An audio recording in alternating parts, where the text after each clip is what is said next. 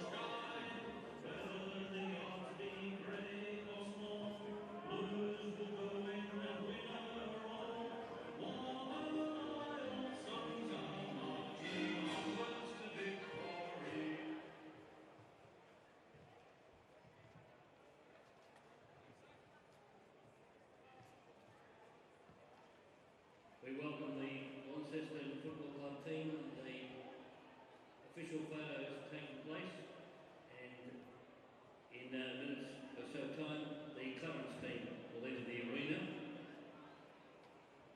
and then we'll prepare for the national anthem and the coin toss.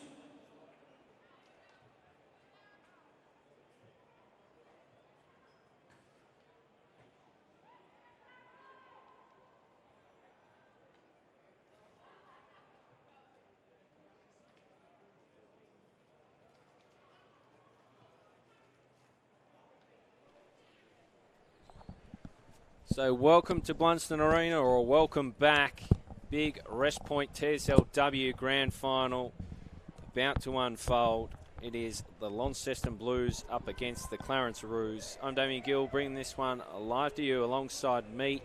It's Chris Rowbottom and Lee Elder. I guess it's good afternoon, gents. G'day, Gilly. Yes, good afternoon. Slightly overcast conditions here at Bellerive. Gee, it was a good game in the Development League. It was an absolute cracker. Let's hope we get something similar in the women's. Launceston, of course, the team to beat today. Dominant team all season. Clarence with their work cut out. But funny things happen on Grand Final day, boys. Anything can happen in the big dance. And the one thing I've liked in the lead up to this game is a little bit of spice in the media. Both teams having little chips at each other in the lead up to this game, which I love to see. Clarence, of course, believe they don't face any pressure today. They're the underdog, where Launceston feel that they have more than enough weapons to get the job done. So really interested to see how this one pans out as women's footy continues on and just continues to get better and better each year. Lee Elder. Absolutely. The standard of this competition is just exceptional compared to what it was 2 or 3 years ago. My thoughts here is Launceston and Clarence can play 10 times and Clarence will win once, but it's just depending if that's the day today. They've gone through the season undefeated, Launceston. It's just whether they get ahead of themselves, and that's certainly I felt last week exactly the same with Clarence and Glenorchy, and here we are. Clarence made it through to the grand final, so you never know what can happen in a finals match. Yeah, well, you say that. They've played 3 times so far this year, and Launceston's won on every occasion. 8-9-57 to 2-3-15 in round 4. Round 8 was the closest they came. 6-9-45 Launceston. Clarence 5-2-32, and in round 15 Launceston inaccurate 6-17-53 defeated Clarence, who just registered 1-3-9. So you look at that and it's pretty straightforward, but I love the way Clarence approached it during the week. Captain Grace Mitchell thought, why not? Let's have a crack at this. Let's try and talk it up and build it up, because really they've got nothing to lose, Clarence. No, not at all. And you just ruled off some of those scores. The closest result was that round 8 game where it was only 13 points. That was played here at Belrive. So I haven't seen as much of the season as you guys have, but is there anything in the Belrive factor for Clarence today? Yeah, certainly the pace. Clarence have got some exceptionally quick players, and of course we're talking a much bigger ground here, so they've got opportunities to show off their legs. So that's one of the things that can do it, but it's just the depth that concerns me. And you look at the both lists, and Clarence today are playing 8 of their 20 that have been part of either AFLW or a state academy model, where Launceston has 13 of their 20 players. So it's actually the depth of talent that is sitting there for Launceston, and that's where I see they get their big advantage. We might take a look at the teams if we can. I'm just testing our producer here, Ash Wilkes, to bring those up. Launceston, first of all. You're talking about depth. Well, they've got it in spades, haven't they, Lee Elder? Quality across all lines. Led really well by their playing coach, Ange Dixon, and, Daria Bannister's probably the best player in the competition. Oh, absolutely. And Deanne Taylor's the one today. So Barney, as she's affectionately known, was certainly their best player in the second semi-final. So it didn't seem like she was overawed with the finals. I will say that the thing that concerned me about Launceston in the second semi-final, and certainly the second half, Glenorchy all over the top of them, but it was actually their forward setup that just lacks some structure. It was just kicks into the forward line. Except for Camilla Taylor, there was never really a long-term presenting forward. So the structure didn't look good. It was just hope that one of the forwards take the mark. And you got some dangerous forwards and some big goal kickers there, but the structure just wasn't there for the second semi. So I think they need to sort that out. And if you see that early in the match, because they're going to get plenty of inside 50 opportunities, if they have a good forward structure today, Launceston, they will win this game. So that's the Launceston lineup. Maybe Green menacing in ruck. That might be somewhere where they can get a really big advantage as well. The Clarence team, well, they've got terrific top ends, it must be said, but it falls away a little bit. But their top end, you spoke of, Nicole Bresnahan, Jessie Williams, the Chief Destroyers, Mel Wise has been in terrific form coming into this. And 2 late changes for Clarence. Nettie Garlow's managed to get up after that concussion, which I must admit shocks me because she was out cold for 3 minutes, but has managed to get up. And Maddie Smith, a wild card injection into this team. We know she's quality when she's on song, but hasn't played for a little bit. Comes in the heat of a grand final. Yeah, it's quite amazing, isn't it? Maddie Smith, but you'd think, we don't know how her injury is, but if you think she just plays deep inside 50, it certainly means they've got a fantastic target deep there. In the lineup, I really like Prokopiece down on the defensive line, and of course Bresnahan and Wise look really good at half back, but they certainly had some concerns with goal kicking in that first final. They fixed it up moving Mel Wise into the half forward line last week. So it'll be interesting to see how they do really set up. We'll now take a brief pause from the national anthem.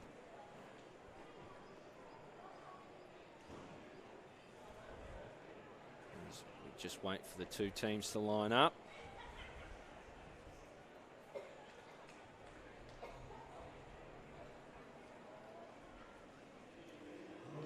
Ladies and gentlemen,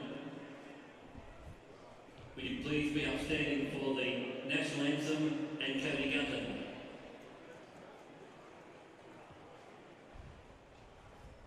Australians, all let us rejoice, for we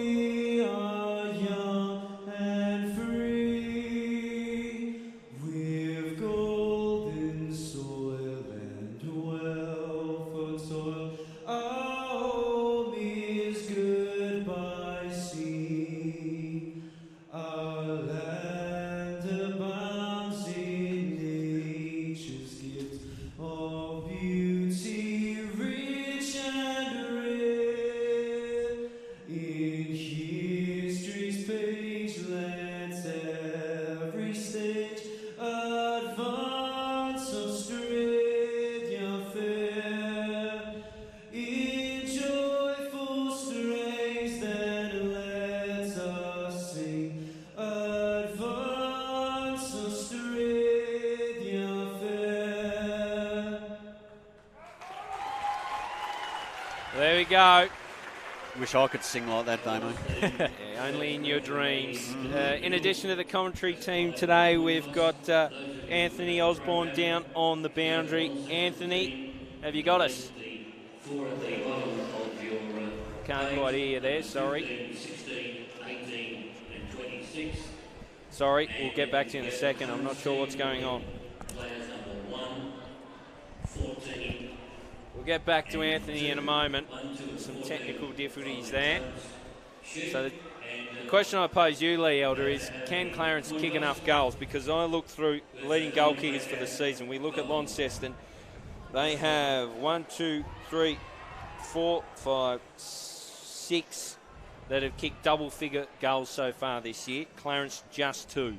One of them being Maddie Smith. She's only played 6 games, kicked 11 goals. Yeah, it's a very interesting question. My answer really is no, but of course they can with Maddie Smith down there.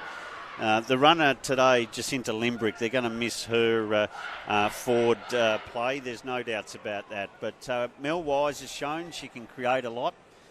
So it depends on whether they put her on the half-back or half-forward line. But the likelihood is no. But, of course, there's always that possibility. You just don't know how the pressure is going to impact the team, especially a team that actually hasn't lost a game this year. That's where the real pressure is going to come from. Quickly down to you, Aussie, on the boundary. Let's see how we go this time. Yeah, great to be down here, guys. Oh, crystal clear now. I can again. About 17 degrees down here at ground level. Really still conditions, which is interesting for Launceston Arena. The wind was wreaking havoc last week, but I'll keep an eye on it as the day unfolds.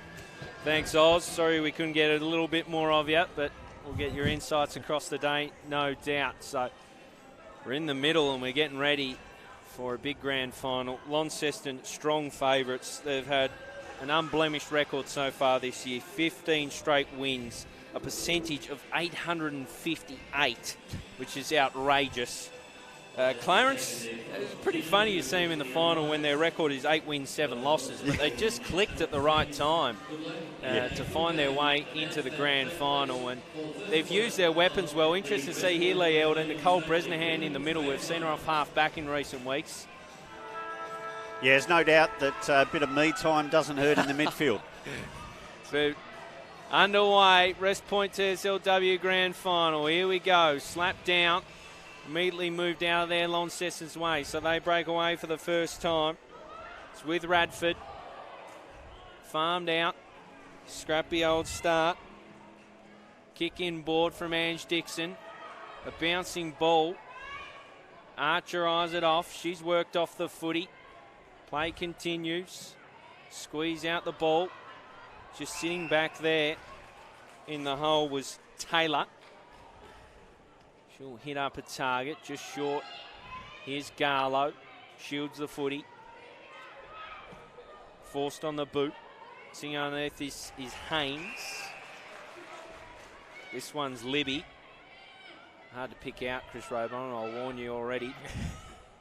Twins as Haynes just pokes over the top. Finds her target. And Taylor. Taylor now looking for Green.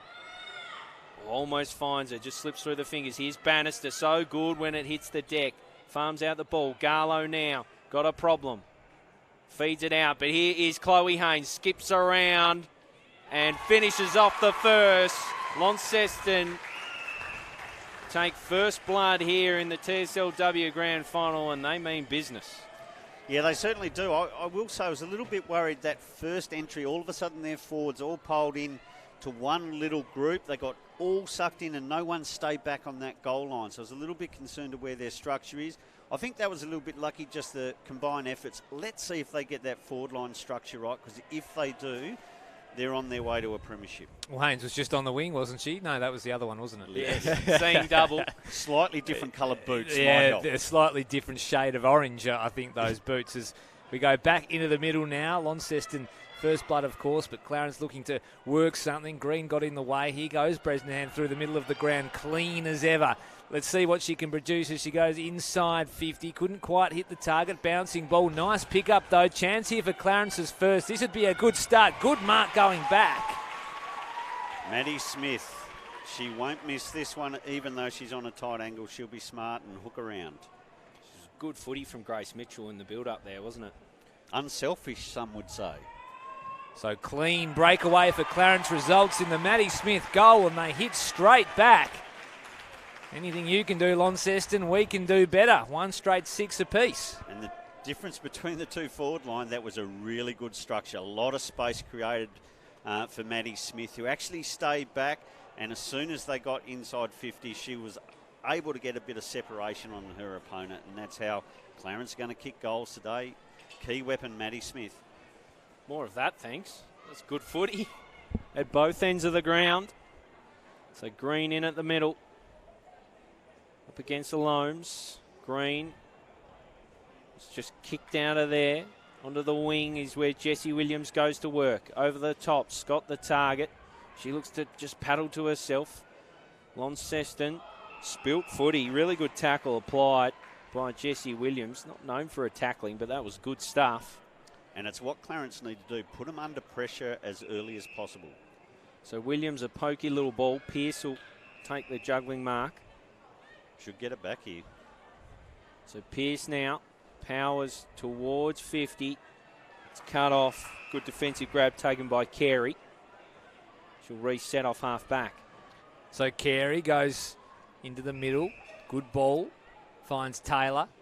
She tries to flare things a little bit wider. 1-on-1 out there. Garlow did really well. In fact, she almost come up with the footy. Keeps it paddling in front of herself. Went in hard. Unable to gather cleanly. Clarence will go inside 50 again in the Maddie Smith direction. She fell over at the contest. There's a player out the back though, and Clarence have 2.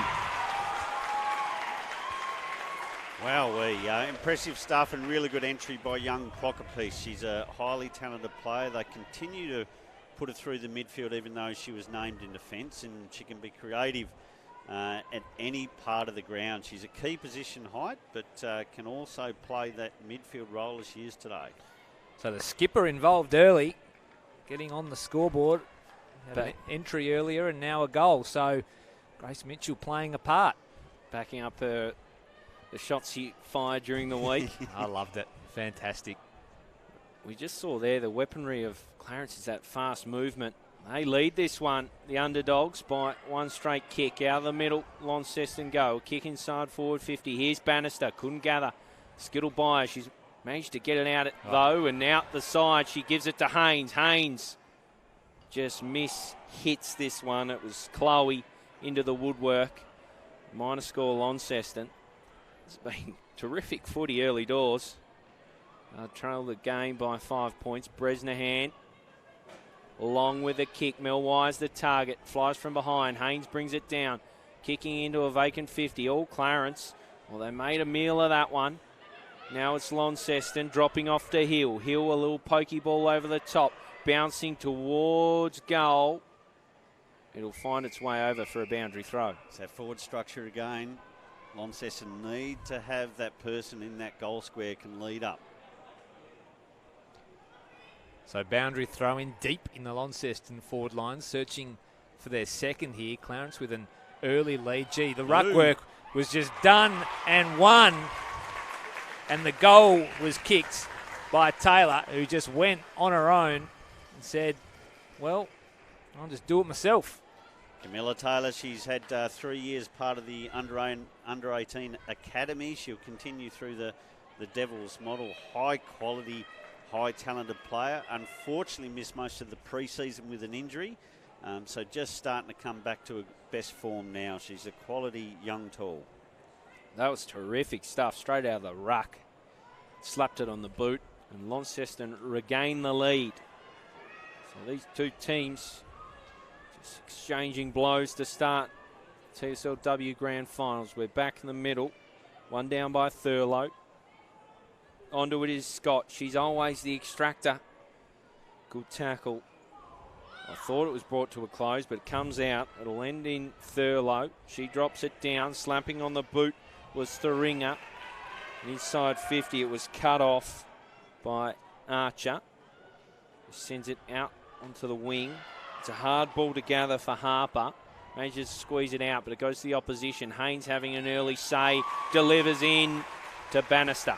And better structure there by Launceston. Had a deep target and a short target. And Chloe Haynes started very well. She's been on fire, Haynes. I think you might have tipped her for best on in the record, Chris Rowbottom. I did. She was my tip. We didn't get to tips as Daria Bannister comes on in. Distance, no trouble. She's just poked it out to the right, though, a minus score. So Launceston extend, but just by a point. It's a good start to this TSL Women's Grand Final. Hot start, as you expect from Grand Finals. That's a pretty good kick. Beyond defensive 50 from Bresnahan. The free kick will go the way of Oates. So Bannister just infringing. Of course, she's going to have a big say in the outcome of this game. Kick into the middle of the ground. Ended up being pretty good for Pearce. She goes in after it. Kick up beyond a wing. Tumbling ball. One-on-one contest. It was over the head of White. Chance now for Clarence now through Minifee. Look at that kick. Inboard she goes. Looking for Mitchell. There's another player out the back and they finish off. They can. Maddie Smith again. So she has two. And that was class by Jessica Minifee. Kicked it to a teammate's advantage there. She's a quality kick, Jess Minifee. And good shepherding work by Alomes to ensure she had some space to roll into as well. And that's Maddie Smith looking the class forward today so far. Wild card selection, Maddie Smith played only 6 games so far this season. We haven't seen her in the final series. And in she comes, playing deep forward and looks a real handful. Back in the middle we go. The Rucks go at it. One down by Alomes. Here they come out of the middle. Looking for Pearce, slipping through her fingers. She might be able to butter up. She goes to the soccer. A tumbling ball inside 50. Well gathered by Oates. Back off for Pearce. She followed up her work. She kicks towards goal. Just misfires. A minor score. But Clarence looking menacing inside forward 50. Dangerous. Anything forward of centre. Launceston defence looks under siege. They just look too quick. I want to make their chances count, though, because Launceston will not be going quietly into the night. That's a good kick and a good mark taken by Haynes. They get things moving immediately. Do the Blues. Kick to a 2-on-2 in the middle of the ground. Ball spills the way of Launceston. Spearing ball inside 50 is a beauty. That's Moo again, Camilla Taylor. Impressive today. So it's the Bannister and Smith show. A shootout looming. Bannister with a chance now to put Launceston back in front. She'll kick from about 30 metres out. She leans back on it, makes no mistake. The crowd like it. Through it goes. Launceston retake the lead. Yeah, and hopefully when we see the replay, we're actually going to see the work by Camilla Taylor at full pace. Just puts it right in front of the forward.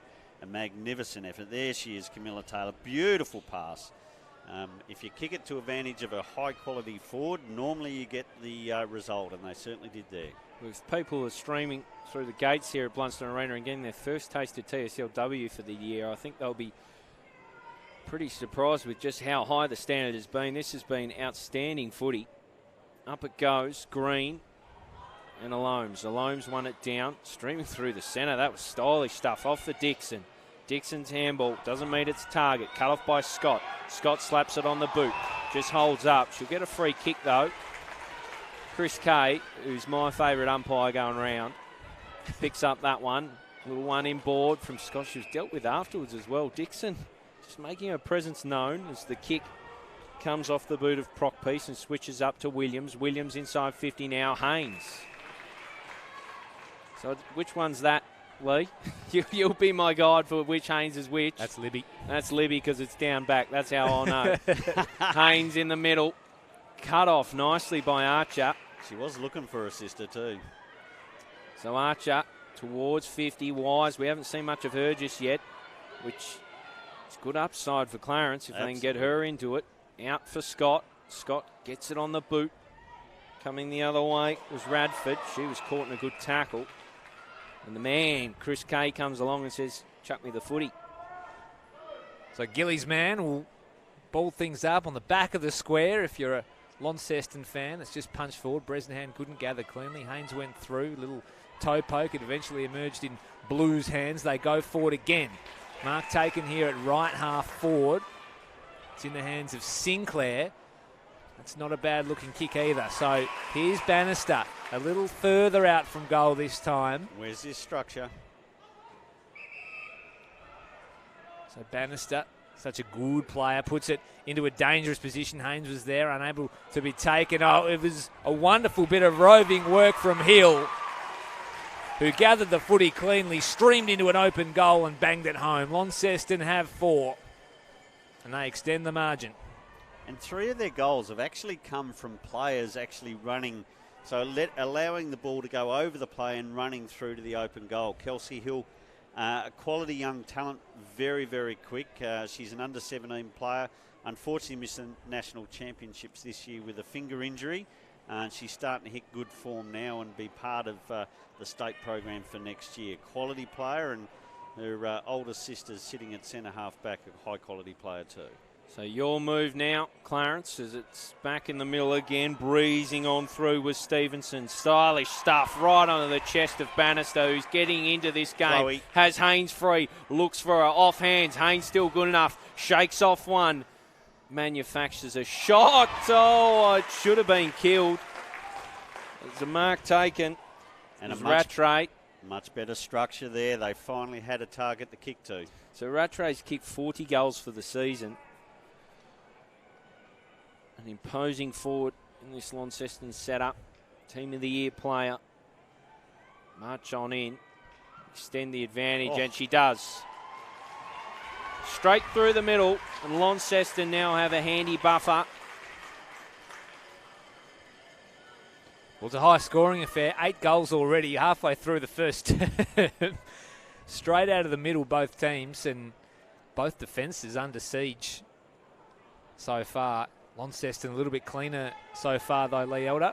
Yeah, absolutely. I just hope both teams continue this. We got this in the second half during the preliminary final. It's just become a really high-quality game. Both teams have started that way for the grand final, which is absolutely wonderful to see. Let's hope they keep it up. So up it goes again. Clarence will be looking to hit back as they try to fight it out and win the clearance. The handball was shovelled up. It'll end up in red and white hands, though. That's a wonderful tackle laid, though, by Dixon, as they get things moving immediately. They're putting some speed on the game, the Blues. Tumbler inside wasn't a great one. They'll fight it out. It's just held up inside the middle of the ground. Radford went in after it. But the playing coach stood up there for Launceston. So clearance, one here by Clarence, but only as far as the Launceston player, as Bannister just bustles away and gets the handball over to Green. Tumbler inside 50, bit of a chaos ball. Clarence defence under siege again. Chance here for a toe poke off the deck. It just bobbled up. It set up eventually. Another goal, Launceston. And Camilla Taylor is playing a magnificent first quarter. So she's kicked one herself and she's actually set up 2 goals. So magnificent effort. Camilla Taylor playing a great game here. But all credit to the coach there. That was great defensive pressure to stop an inside 50 for Clarence and turn around and actually create a goal for her team. So well done to Ange. Johnson went to ground at the crucial moment for Clarence. You just wonder, I know Clarence were up for the shootout early, but they don't want it to play out this way. Launceston have too much firepower, so after having the lead not long ago, Clarence now have a bit of a lead to claw back as it's a block ball in the middle off the boot of Stevenson out onto the wing. It's Williams up against Haynes, 2 former Kangaroos listed players. It was Williams who forced the ball out, but it was out on the full. She searched for Pearce on the outer side. It's almost as if that hot start from Clarence just sort of sparked Launceston into saying, well, hang on, you want to play? We'll play. And they've gone bang, bang, bang. There's a whistle off the ball. It's going to go back for Williams. So there's been a free given away off the ball. So Jessie Williams, she's a player they need to get into the game. I like her closer to goal. That ball's blocked straight away. There'll be some choice words exchanged, you'd think. And do you put a more defensive match up on Chloe Haynes to release Williams? I think so. I think they have to. It's not a matchup that's favourable for Clarence at this point as Green and Loams go at it again. Green down for the runners, namely Bannister. She fires out a handball. Kick inside, forward 50 now. The target is Hill. Oh, almost took it. Tries to fire out the ball. Good tackle. Couple of good tackles there from Clarence. Ball ends in the arms of Johnson and she's wrapped up. So 6-2-38, 3-1-19. Clarence with some work to do after a hot start. So they'll be looking for another one here. They can't quite get the breakaway. In fact, there was some holding on. Free kick will go the way of Guy. Goes long inside 50. Clarence have the numbers, almost a juggling mark taken right on the siren. But it is quarter time in the TSL Women's Grand Final. An entertaining first quarter, which saw 9 goals kicked, but it's Launceston 6-2-38, leading Clarence 3-1-19. An early jump for the Blues. Yeah, and Launceston certainly looked under pressure nice and early in that quarter, but they certainly got back on top. And absolute credit to Chloe Haynes, Camilla Taylor and Daria Bannister. They've created plenty of options for them. Chloe Haynes, I'd say, is probably the best on ground in the first quarter, but really impressed with Lauren Stevenson in the middle as well. Hasn't had it all her way, but certainly worked hard in that guts. For Clarence, obviously the danger player is Maddie Smith, and looks very much the chance it's going to be the person that puts some scoreboard pressure on for the Roos. And Grace certainly shown her pace a little bit today. Probably plays a little bit too behind tonight, and whether that's by design and try and get the kicks over the back and the top and run into an open goal. But that positioning she needs to look at, because she's going to outrun any player on this field if she gets the opportunity. But really good start for Launceston after Clarence actually showed a bit of domination early in the quarter. They did indeed, so that's how it looks at quarter time, 6-2-38. 6 individual goal kickers. I'm trying to work out the one that wasn't listed. Chloe Haynes, Camilla Taylor, Daria Bannister, Kelsey Hill, Bree Rattray. Who else have we got there? Not 100% sure. I think it might have been the last goal, which we'll work out in a moment. Sinclair. Thank you. Chris Rowan and Maddie Smith looking dangerous inside forward 50. She's only really had 2 looks at it and kicked 2 goals. Grace Mitchell with the other, showing good toe inside forward 50. So they've looked dangerous when they've got it down there, but easier said than done in terms of extracting the ball out of the middle. Yeah, it was probably that last 3 or 4 centre bounces where Launceston were able to move it a little too easily out of the middle of the ground, and of course that pressure across half back, that big tackle laid by Dixon, that set up a goal as well. So Launceston just finding it a little too easy at the moment to move the footy forward, and once they get it inside 50, Bannister's running right. You saw her at the later stages of that quarter getting up the ground and feeding it out by hand as well, so she's doing it all. The Haynes twins are going okay as well. So Clarence, if they can continue to bring that intensity that they showed in the first 5 minutes, where they were just going direct, they were just going long direct. Maddie Smith, if they can get a match up there, favourable one, then maybe they can string a few together. But gee, Launceston were electric in that first term. It is a concern with the Haynes twins, though, because if they have 22 possessions between them, you actually think they've both played a good game. Yeah, that's right. Yep. Yeah, we could give the medal to the wrong person today. It's not out of the realms of possibility. Anthony Osborne's down there. We'll get his thoughts in a moment. Just lurking around the Clarence huddle. Sorry, that sounds a bit weird. He's listening. As he laughs at us. You got us down there, Anthony? In an official capacity, of course. Yeah, certainly do. Well, just find yourself a nice spot there if you can, mate. Yeah, I'd probably take umbrage. Geez, you're having... Got me there? Yeah. Nah, no good. We're struggling today down the boundary. Signal. It's a bit like... Try again. Got me here, yes. Probably take umbrage with some of your comments about being a worker there, Gilly, but key message from Clarence. Andy Smith went straight to the defensive group, and the real emphasis was on being able to really stick and play player-on-player football. Real emphasis also on Chloe Haynes. Whenever she's gone into the midfield, the defensive group have really been then put under the pump with Haynes moving the ball forward. So that's been the key message, to shut down Chloe Haynes and for the defensive group to really tighten up. Thanks, mate. Go lurk some more.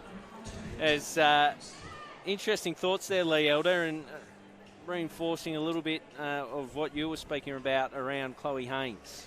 Yeah, absolutely. I think they need to manage that situation, and partly also to free Jessie Williams so she can be absolutely dangerous as well. The interesting part is managing their defence. If they want to take it on one-on-one, and this is where the problem lies, I think I'd back in the Launceston players if it was just one-on-one. So I actually think if Launceston haven't got the best forward line structure at times when they're moving forward, aren't you better off to have the one or two extra being in the right positions because it's easier to rebound? So it's managing that, beat your opponent versus actually ensuring that you can rebound the footy, because if you're just going to be man-on-man against Bannister and one-on-one contest with Bannister, I think Bannister's going to win more contests than not, and that could be dangerous. So be interesting to see how they really manage that, because hopefully there's a bit of thought of how they actually support and work together. I'm always a big believer that a defensive unit is a unit, and it's not just about beating the one individual. So back to start the second term. And Bresnahan's moved into the defensive line. I was going to mention Bresnahan. They need to get her into the game. So her into the defensive line helps. And even Mel Wise into the game. I reckon she only had maybe one touch, and she's been influential in their finals wins. So Mel Wise and Bresnahan, they're the two for me that Clarence just need to get into the game.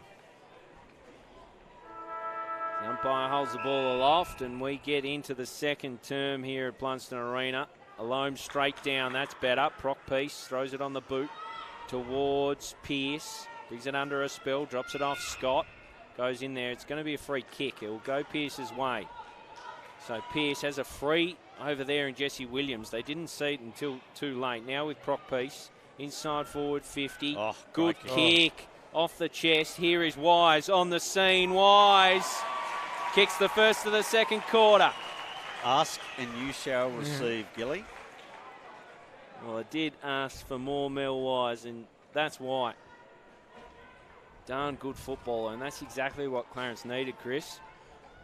Absolutely, and that replicates the first half of the first quarter, doesn't it, where Clarence were able to get the ball out of the middle and cause some damage up forward, and once it's in there forward 50, they're extremely dangerous. Wise, you mentioned, has that upside that we're maybe just starting to see. So good start, Clarence. And I'll need a couple more, though, just to rattle the cage of Launceston, who, as we saw in the first term, will be hoping to hit back straight out of the middle as Green just tries to slap it as forward as far as he possibly can. Here go Launceston inside 50. Tumbling ball. Here's Bannister. She gets around one. She feeds off the handball. It was an absolute cracker. Sinclair unable to break the tackle. She got a kick away. Haynes will get to the tumbling ball first. She's got enough time to feed off a handball over the shoulder. A teammate going in on hands and knees just gathers some ground as the Clarence defence is now under siege, but they do reasonably well to hold it up as Haynes comes in and lays a tackle. And it does look a little sturdier with Bresnahan down there. Absolutely, but I will say, I reckon Andy Smith's not the happiest camper right now. He did ask to close up on Chloe Haynes. She's been left in a fair bit of space inside 50. And close up on Daria Bannister too, as she's taken down in a big tackle. So in the right forward pocket for Launceston. Clarence with the first goal of this term. Blues hoping to hit back, as that's another bit of ruck work that almost results in a goal. Still in Launceston hands. Back out to Haynes now, who has had 2 or 3 disposals this term. Shot on goal was smothered. Clarence defence really working hard here. Nobody able to gather it cleanly out of the scrimmage, and we'll have another stoppage just 15 metres out from the Launceston goal. 13-point margin, that's the closest the Roos have gone this season. As the ball goes up, Ruck had it on their own, slap towards Radford. They manufacture a shot, but it's a minor score, so out the 14-point margin. Was that clever by Alomes there? Did she actually just left it so because she knew what Camilla Taylor was going to do, tap it in front, run onto it? Yep. I think it was in the finish as Bresnahan takes it from full back. Shoots out in the Scott direction. Just lost it in the air, did Scott. The ball keeps trickling onto the wing. Handed over the top. Wise fighting for the footy out there. Launceston win it and just pop it up. But Bresnahan should have this one on her own. Called a teammate out of it as well. Into the middle she heads. The kick was meant for a loam. She didn't gather. Hill did well, drops it off. Green now looking inside forward 50. Just eludes Bannister. Was able to get it down for Sinclair. Sinclair couldn't quite. Haynes now in. They jump on top. Oh, somehow Bannister's extracted that. Slaps it on the boot. Bouncing the wrong side of the post. A minor score. Bannister causing all sorts of headaches down there. She's in everything at the moment. And again, I look at that structure for Launceston. They all get sucked into where the ball is. Oh, it was Bresnahan out of full back, but it'll end up with Green, who was just shoved off her kick as she went to have the flying shot on goal. Clarence now will have a chance. Well, no, they won't have a chance to set it. The chest mark was dropped by Wise. So clear defensive 50, only as far as Haynes. They've still got a wall of Blues to get past as Dixon tracks it towards the boundary. It'll elude her over the boundary as she appeals And gets for a free kick. I think it was it deliberate or out of the full? Either way, it's a Launceston ball. They'll go inside 50 again here. In goes Williams for Clarence, who just tumbles one outside, and the mark will be taken. And Clarence just with a chance to have a bit of a breather. The high ball goes into the middle of the ground. No mark able to be taken. Chance now for the Roos now if they can gather clean possession. They can't. The player goes to ground in Wise as they converge, and that's a high one on Garlow. Clarence now the chance. Where's Smith? There she is. She takes the mark, rolls on in, and rolls the goal home. So Smith, destructive. 3 kicks, 3 goals, I'm pretty sure. Dunstall will be going off his nut, though. The dribbler. Why didn't you just kick it through? Matters little. It goes through the sticks as we see on the replay. Just worked her opponent out to perfection. I think it was Georgia Hill. Just had the better of her. Just too strong. She's just a smart footballer, Maddie Smith, and it's always a shame that she just can't get herself out there enough to have a massive season. As I said, only 6 games before today and hadn't played a final. So back in the middle again. Clarence with the footy. Proc Peace farms it out. Hard ball to gather. Here's Taringa. Slaps it on the boot. Bresnahan should mop this one up. Gets a dodgy bounce. It travels a fair journey. Now she's got some trouble. Just gets a kick away. Archer fists it on. Here's Dixon. Just brushes off a tackle. Pops it up. Arriving will be Sinclair. Didn't quite take the grab, but was good to keep her feet. Now measured ball. Rattray. Strong hands. That's great footy. Meg Sinclair. Absolutely superb. Yeah, great play, great support by Bannister. Really good structure. I've probably been on it a bit too much for Launceston, but that's so much better. And it's dangerous. So Bree Rattray had kicked 40 before today. She's kicked 1 already, lining up for goal number 2. Starts it right, stays right, doesn't get the journey off hands. It's a Launceston player beneath it all. I think it might be Bannister. It is. It'll be ball up inside the square. The Rucks go at it. Proc Peace forces it out by foot. Bouncing ball. Haynes first on the scene. Looks to tumble it to herself. Williams off the deck. Alomes now. Gathers on the hop. Just spills it towards Mitchell. She was swung potentially without it. They just farm it out the side. Good hands over the top by Taylor. There she is again. Powers it inside forward 50. Rattray not quite. Archer in the hole takes a good grab. Yeah, good mark going back. Needed to stand tall, and she did exactly that. The releasing kick wasn't a bad one either. Where do they go now, Clarence? Oh, that's absolute trouble. Wow. Bannister. So she's kicking goals, she's farming out handballs, and she's laying big pressure tackles, and this will result in a shot on goal for Bannister. I'm not sure taking on Daria Bannister there is the wisest option. No, bin that if that's part of the game plan. She should kick this too. So Daria Bannister set this game alight as Madison Smith just gets into some odd stuff on the mark. It won't affect the kick, though. It might be a claim that it was touched. The umpire says it got the journey, and Bannister is ripping this game up. Launceston get the reply. They extend the margin. So both quarters have started off exactly the same. The pace and the desperation from Clarence early, which gets some score on the board through the talent of Maddie Smith, and then Launceston start to get back into the game. So it'll be interesting to see if that's how this quarter finishes off as well. But a high-quality game we got here, gents. A ripper, Daria Bannister. Well, what a player she is. So we're back in the middle again. A rucks to go at it. Loams forced it forward. Taylor first to it. Scott got her, but she manages to squeeze out a handball. Tunnel ball action. She goes back in again, Taylor, and is clipped high, so I think she'll get a free kick. Good in and under work. They don't have too many weaknesses, Launceston. It's where they've had the upper hand all season. So Taylor will spot up Dixon. Gee, she runs hard. So Ange Dixon, coach of this side. Pokes looking for Thuringa. It was taken off her hands. It will be a free kick for Scott. So Scott, in and under player, wins so much of the footy. He's so good without the footy too. Her kicking is the only worry. A little pokey one looking for Oates, not quite. It's farmed out the side. Just forcing the ball forward here, Launceston. That was probably kicking in danger against Jessie Williams. Going the one out of the air and lets in Haynes.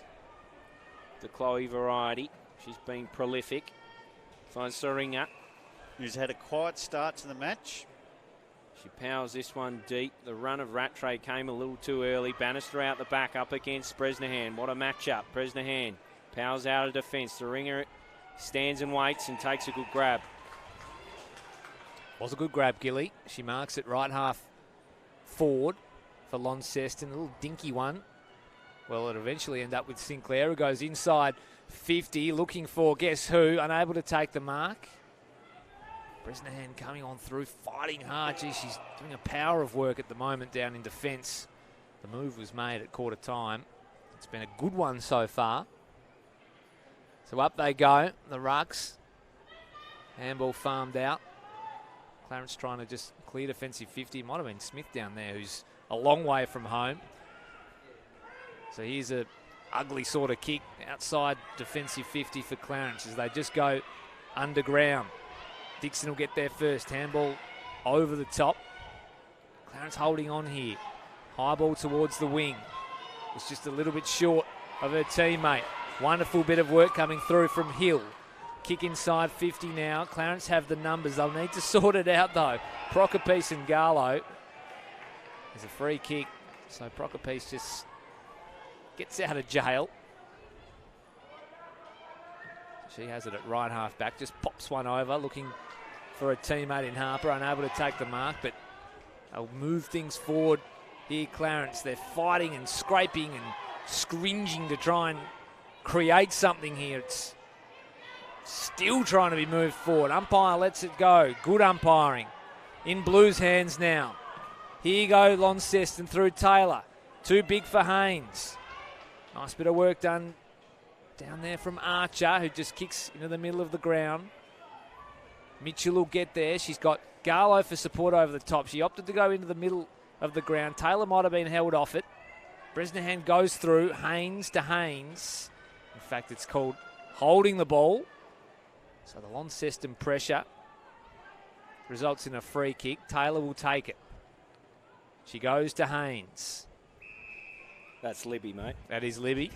And it feels like the game's closed up a little bit, doesn't it? Game of chess right now. What a stitch up there, wearing the same boots. They're not doing us any favours. Here's Bannister, who marks on the lead. So a little beyond her range, I would have thought. She's just going to put it into a dangerous spot. She's got a target streaming out from full forward and able to take the mark as Clarence looks set to repel another attack. That's a good clearing ball. I had to clear the Launceston player in Stevenson. Couldn't quite. High tumbler to the wing now. Green will get there. Big tackle laid. Garlow, that's holding the ball. Green tried to take her on. Two strong units collided. Garlow, of course, into this team today. We didn't think she'd get up. Gives off the handball to Smith, who had a player off the bench and Dixon to contend with. She managed to break the tackle and she's hurt Madison Smith off the play. So the handball was fed out. We'll have a stoppage at right half forward for Clarence as Maddie Smith was clobbered. I think it was Dixon coming off the bench. She's always in the wars, Maddie Smith. It's the way she plays, to be fair. Green brings it down, streaming through with Stevenson. She's been caught from all angles as the red and white elevator doors closed around her. It was a good don't argue, but unfortunately there was another tackler to come. So Eliza Westland drops it off. Not sure about it, but a pokey little ball might work. Here's Oates in trouble immediately. Has to just force it out. They managed to somehow keep it. Madeline Westland there, as is McDonald. Westland out. Comes off Allison's boot. Comes out to Williams. A shake and off the outside of the right. That is magnificent. Clever football from Jessie Williams. Thought she was going to blaze away. Showed real poise to step round one and then puts it right into the arms of Grace Mitchell. Does she play selfish here and have the shot? It's not selfish to kick him from 25. In she comes, sends it on its way, and a much-needed goal for the Roos. They hit back. We have a really good grand final. Good game, this. And good game. Certainly tightened up there for the last 5 to 10 minutes. I remember talking about the 8-minute mark, that it seemed to continue to be a free-flowing game, but fair bit of big stakes on here in the grand final, of course. 7 goals apiece now, so very tight match. Trying to see if that scoreboard's right. I reckon it's 6. Yeah, I reckon it's 6 goals. I reckon the scoreboard at the venue's wrong. I'm pretty sure it's 7 goals to 6. Yep. They have corrected it now. So just 9 points the margin. Launceston, well, the Blues might have thought they would be out by a little bit more at this stage of the game. Clarence really making a strong fist of things. Back in the middle as they attempt to wrench it out. The handball only goes as far as Hill, who just scrambles a kick forward for Launceston. Only as far as a Clarence adversary. The short ball is good. The Roos have a chance now. Kick is a good one towards right half forward. Here they go, the Roos. Kick came in from Wise. It came off hands. Little kick around the corner was affected. Beyond 50 from Launceston in the green direction. She brought it down in front. She's just unable to gather it cleanly. It's a long way down for Abby Green. Haynes emerges with a footy. Did really well. Fed out the handball to Hallaby in the long sleeves, whose kick was chopped off by Harper. So Harper, that is a wobbly old ball out towards Smith. She'll track it down just inside the boundary. Took on Bannister. Wonderful start. And they exchange blows. I think it'll be thrown on in. They're into each other. There. 2 bulls. 2 of the guns. Locking horns. And Madison Smith's come off that second best. The ball comes in. Only one ruckman there. Streaming through was Alomes. Proc piece almost just caught Bannister high. Dixon into her. So Bannister been in the thick of the action. Looks up. A lot of flat feet. Not a heap to kick to. Finds something over the top of Sterlo. Good mark. Almost robbed it. Gave it to Taylor. Taylor off now for Radford. Inside 50. Piercing ball is a good one. Finds the dangerous Rattray. And great play there, and great kick by Meg Radford. Little silky player. She's only about 19 years of age. Very good cricket player as well, but certainly got some skills, that girl, and hit up a leading forward. And there's not much more the defender could have done there. Just got pretty good position, nice and tight, not much separation, but the kick in was too good. Low and fast. Got to think the distance might be an issue here. I'd have some height if I was Clarence on the goal line. So Bree Rattray, 40 metres out. Distance is a trouble. Doesn't get there. Tipped over. Minor score. So I dare say that's Clarence's quarter. They controlled a fair bit more of the play, used their opportunities. Obviously only 7 scoring shots to 12 doesn't look magnificent, but they're in with within 10 points of Launceston. I think exactly where they want to be. And the big question here is, so Launceston's only played 1 game in the 4 weeks, so they've had 2 breaks during the final series for the first semi-final and then the preliminary final. And we've seen Clarence run over the top of teams in the second half. I used to always say when working in the under-18 system in Victoria, is the young players actually don't like to have the breaks. Yes, the older players do, so the Maddie Smiths of this world needs a break, but the younger players don't. So it's going to be interesting to see, with both teams have quite a lot of young talent, of how that's going to impact in the second half. We have a cracker on our hands. Wrest Point TSLW, absolute belter. Anthony Osborne again lurking down there. I think he might have an interview for us. See what you can come up with here, Anthony. As he strolls on over, trying to pick one off. Let us know, mate, when you are ready. But a 10-point ball game. Launceston lead it. It's been one where 2 teams have exchanged blows. And Clarence has been quite impressive, considering they came in heavy underdogs. You've got your work cut out for you there, Anthony Osborne, trying to track someone down. He's not quick enough, mate. They're way too Show fast some around. toe, boy. There he is. There he is. So we'll just wait for a chat as yeah, that's it. That's what we want. He finally He's gets going up for to Mitchell. a decent clip. And have we got you there, Anthony? No, you're giving us donuts. We got you? Got the cold shoulder. Find a good spot for us and then let us know. I've been given the cold shoulder here, guys. Clarence certainly, oh, no! they're certainly to the rooms. They just had a quick... You're cutting out. They're obviously right in this contest, very buoyant at the moment, but I'll see what I can do towards the start of the second half, and hopefully I'll have better luck. Well, I tell you what, we saw Daisy Pearce in the coverage last week. She was criticised for not asking the right questions of Tom Hawkins after the hit on Will Schofield.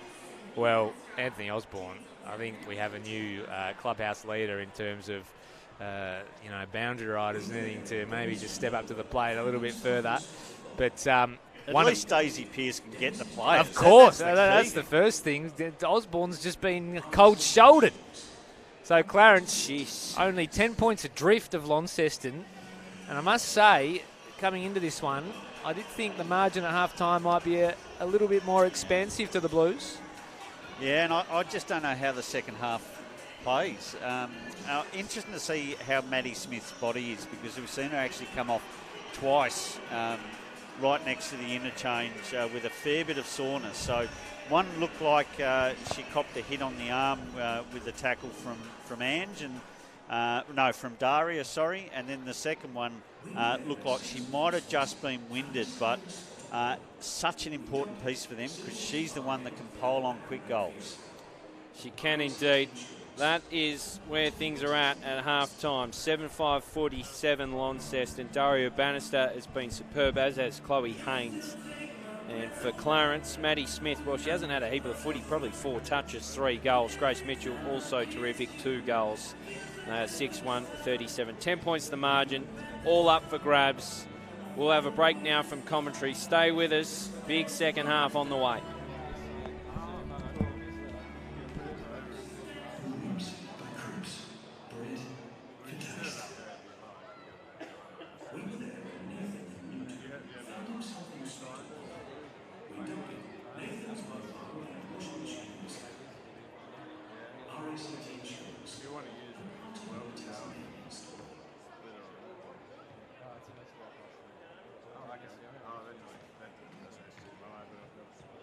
Today's charity game day partner, we welcome and acknowledge New Horizons.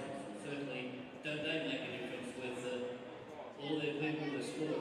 They certainly have an impact, New Horizons, and we are very proud that they are today our charity game day partner.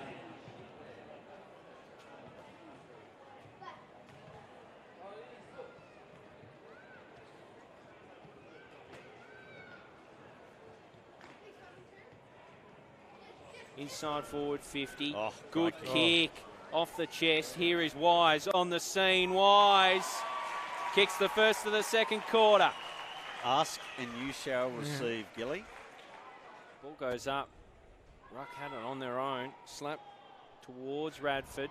They manufacture a shot, but it's a minor score. Jump on top. Oh, somehow Bannister's extracted that. Slaps it on the boot, bouncing the wrong side of the post. A minor score. Possession, they can't. The player goes to ground in Wise as they converge, and that's a high one on Garlow. Clarence now the chance. Where's Smith? There she is. She takes the mark, rolls on in, and rolls the goal home. So Smith, destructive. The grab, but was good to keep her feet. Now measured ball. Rattray, strong hands. That's great footy. Meg Sinclair, goal number 2. Starts it right, stays right, doesn't get the journey offhand. That, the releasing kick wasn't a bad one either. Where do they go now, Clarence? Oh, that's absolute trouble. Wow. Bannister. The lighters, Madison Smith just gets into some odd stuff on the mark. It won't affect the kick though. It might be a claim that it was touched. The umpire says it got the journey, and Bannister is ripping this game up. Launceston get the tumbler to the wing now. Green will get there. Big tackle late. Garlow, that's holding the ball. Green tried to take her on. Allison's boot comes out to Williams. A shake and off the outside of the right. That is magnificent. Clever football from Jesse Williams. It's not selfish to kick him from 25. In she comes, sends it on its way, and a much-needed goal for the Roos. They hit back. We have a really good grand final. Good game, this. It's a wobbly old ball out towards Smith. She'll track it down just inside the boundary. Took on Bannister. Wonderful start. And they exchanged blows. Robbed it. Gave it to Taylor. Taylor off now for Radford. Inside 50. Piercing ball is a good one. Finds the dangerous.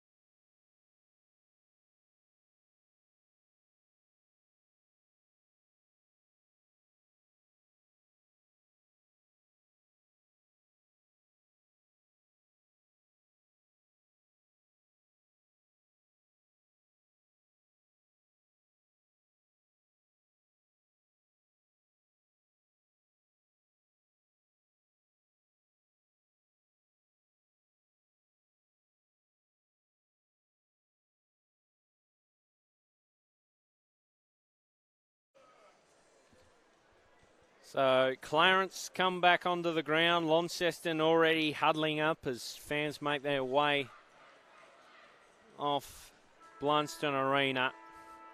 At the half-time interval, the major break in this one, a 10-point margin as it stands. It's been a cracking game so far, Lee Elder.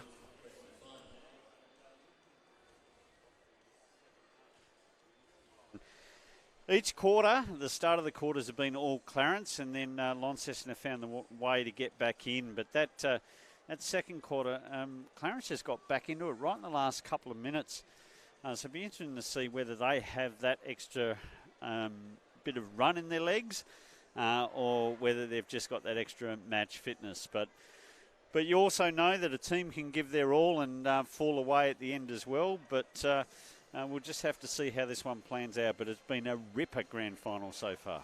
Abby Green making her way to the bench to start the third quarter. Has her knee heavily strapped. Hasn't quite been herself so far in this one, Lee.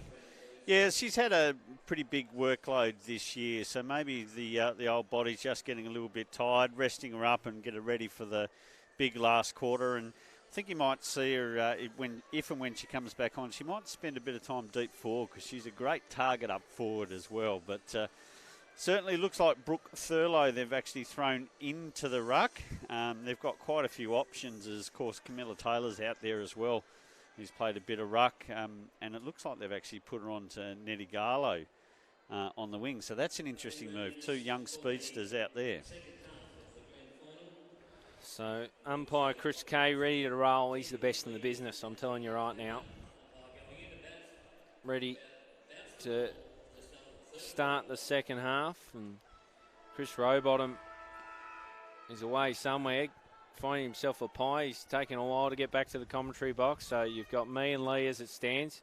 Down from Alomes. Farmed out by Prockpiece. Scott spilt it. Came away from Taylor. Kick towards 50. Cut off. Good defensive grab taken by Kath Johnson. So Johnson could have spotted up a short target. Miscued it. Let in Bannister. Terrific body work done by Rattray. Then spilled it when she needed to just run on into goal. She manages to clean up her mess. Her second, Bree Rattray, a mixed bag of good and horrible, but it ends in a goal. Yeah, just two little mistakes there by the Clarence Miscued players. it, One let in Bannister, terrific body work done She by had a target Rattray. to kick it Then to, spilled it when she but needed to. didn't have enough on it. And if you turn over to Daria Bannister with a bit of space on her hands inside 50, then something's going to happen. Rattray should have taken that mark, and unfortunately there were three defenders that closed in on her. They should have wrapped her up there, and it should have been a squared even ball. Made it hard for herself. We're back in the middle again. Clarence come out through Scott. Now the ball from Harper. Out for Pearce. Got great separation on Thuringa. Has Garlow if she wants. Ignores that. Pokes the ball towards half forward. That was just a off great the side, kick. I think. Just So it'll be last touch in the way of the Blues. It's Hill. So Launceston with the early jump. The temperature just kicking up a notch as well. The sun out here, Lee Elder. Whether the heat plays a factor. Kick straight into the mark. Nettie Garlow now. Breezes by one, Garlow. Towards 50, her kick is not good. She does so much right, Lee Elder. Absolutely. Just needs to improve that kicking skill just a little bit. But she's certainly built a defensive part to the game this year. So Thuringa has it off half back. Doesn't have a heap to go to. In the end, just powers. Garlow in the hole. Paddles down. Interesting marking technique. Swinging kick was great from Haynes. Opened things up. Found Sinclair. Sinclair now drops it off for Bannister. Runs into trouble. Kath Johnson, terrific tackle. Just leaving it lying was Westland. Buttering up with a good tackle was Thurlow, just to keep it locked around the 50 for Launceston. The third term's often been known as the premiership quarter, and there's one team that looks like they've got a bit of spark at the moment, and the other one seems to be making a few errors. They are indeed. It's a big tackle, big time tackle. As quickly as we had the ball up, we'll restart again. Clarence need to get going, really. As this one's fisted away from Thurlow. Down, a big kick. Coming away the way of the Roos. Terrific from Pearce. Slapping on the boot, looking the direction of McDonald. A bouncing ball. McDonald in a foot race. First to it is Haynes. Came from nowhere. Wins the footy. Drops it off for Smith. Smith out of defence now. And, geez, the Blues negotiated that nicely. Here's Hill. Just bounces off Williams. Kicks to all red and white. Garlow waited for it. Runs away. Kicks inside forward 50. Good kick. Garlow in the hole. Just chopping off ahead of Mitchell. Haynes now tries to feed it out. Pearce tackle without it. Play goes on. They're fighting for it on hands and knees. Almost. Here's Hill. Caught in a good tackle. Chris Rowbottom's made his way back with a decent looking chicken burger, it must be said. As the ball goes up again. Alomes up against Thurlow. Comes the way of the Roos. Minifee towards Williams. Did well, just jostled for position. She just needs to gather. Turn on the burners. Tried to get by one and lost the footy at the crucial point. And so unlucky there. It was just the grip of the ball and effectively dropped it. If she didn't have hands on it in the time, it would have been fine. So that was setting up for a goal-scoring opportunity for Clarence there, and it's what they need. So it comes out the way of Hallaby. Spills it in the direction of Thurlow. Fires out a handball to vacant space. Here's Scott. Runs onto it. Scott has her ball blocked. They've defended well, Launceston. Look at that from Hill. Shows a good bit of toe. Kicks out for Sinclair. Drops it back for Hill.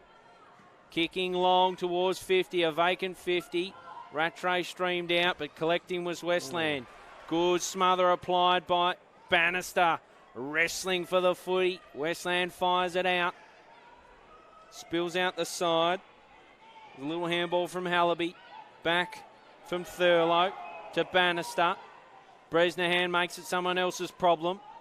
Comes to Thuringa. She wrestles with Pearce. Pearce has had some good moments. Kicks out the vacant space. Foot race on. She might have kicked this one to herself. She's first to it. Just keeps it moving, Pearce. Terrific footy. Keeps it going. Inside 50 now. Madison Smith. She's kicked 3 already. Tries the miraculous from the boundary. Maddie Smith! Wow! Great football. First from Pearce to somehow craft an opportunity. And she only needed half a sniff. And Maddie Smith puts it on the board. Her 4th of the day. That's sensational, isn't it? They're the sort of little moments in grand finals that at the end of the day, if Clarence do manage to win, they'll look back on and say, well, that's what happened to get us over the line. Those little ones where the ball just happens to bounce your way.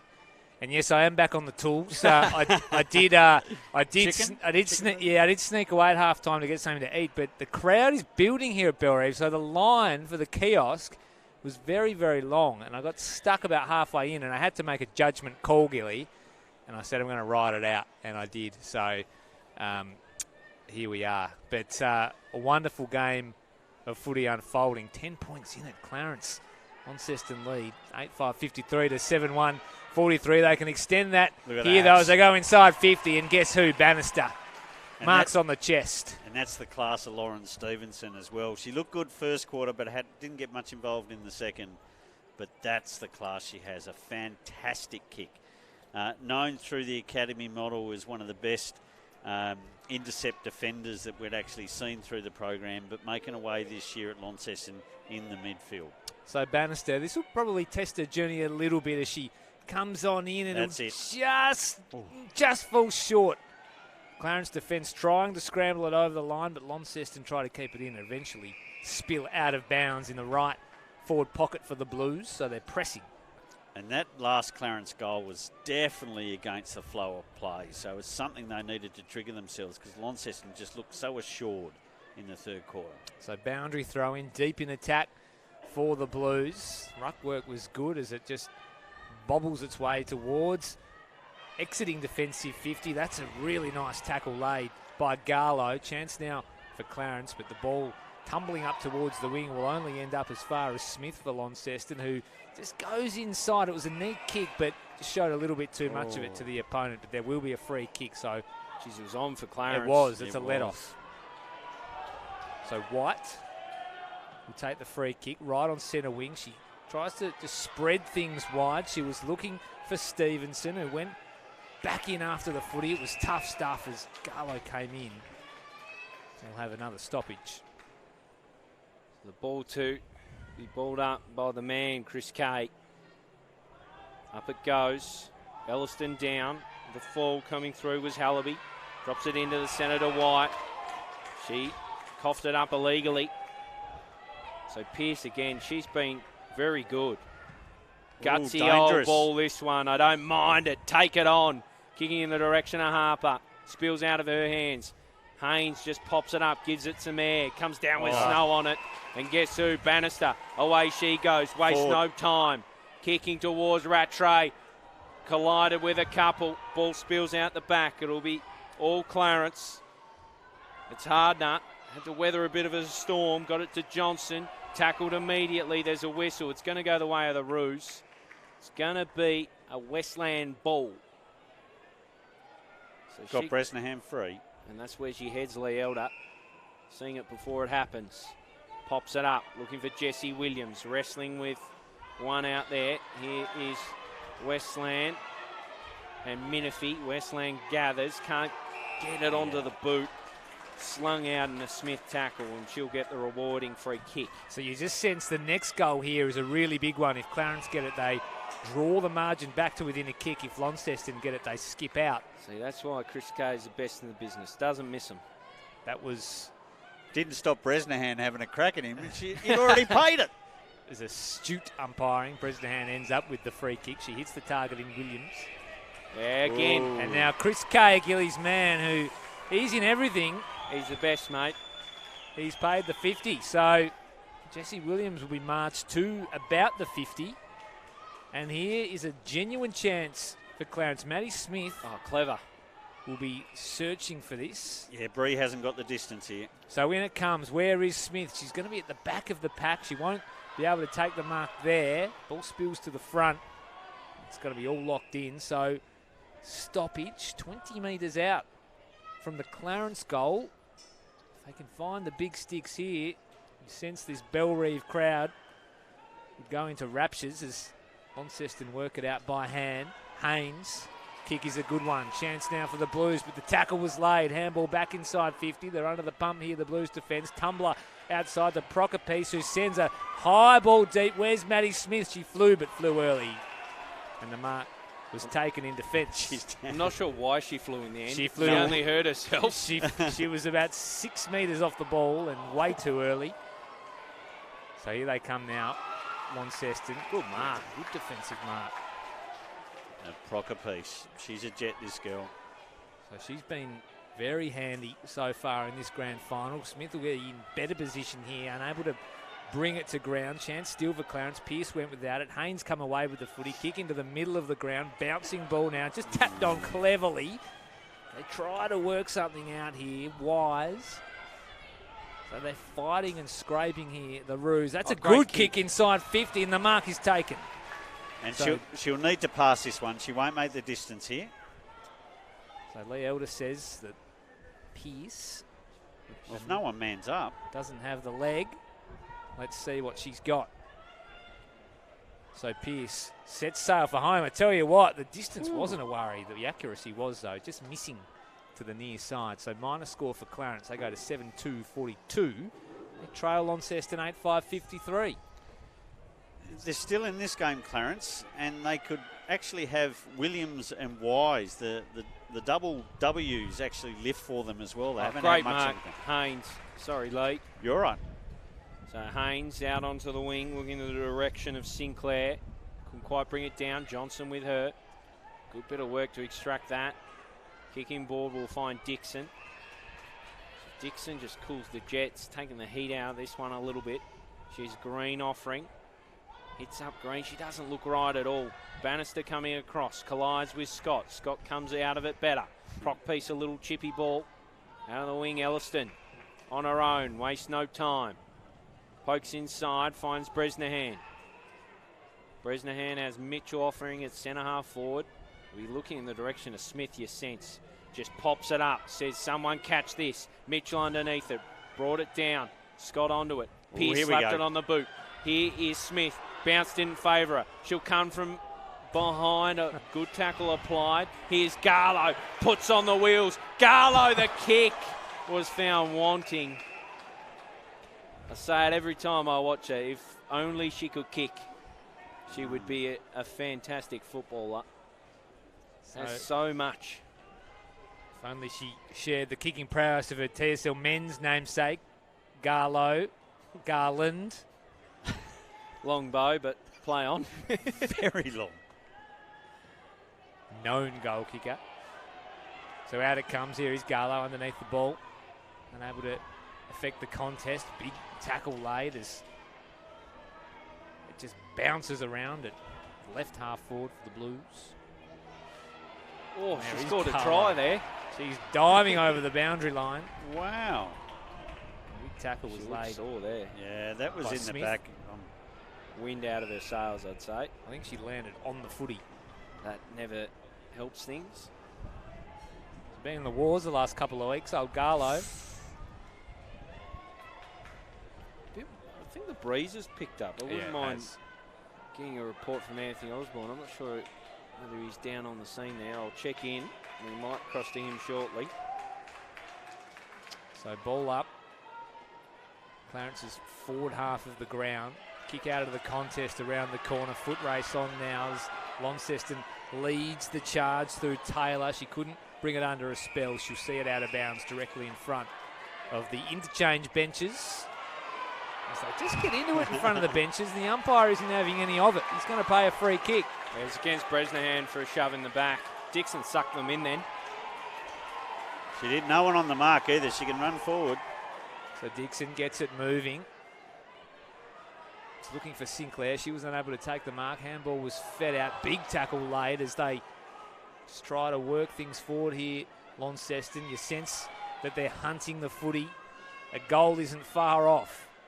Haynes couldn't gather. Bresnahan shoveled up a handball kick beyond defensive 50. The mark unable to be taken by Taylor. She goes in again. She feeds out a handball this time as it bobbles around inside the Launceston forward 50. We'll have a stoppage here as it's all wrapped up. So Launceston 8-5-53 lead this one over Clarence 7-2-44. They're yet to kick away the Blues, yet many are expecting that to happen. Great pressure by both teams too.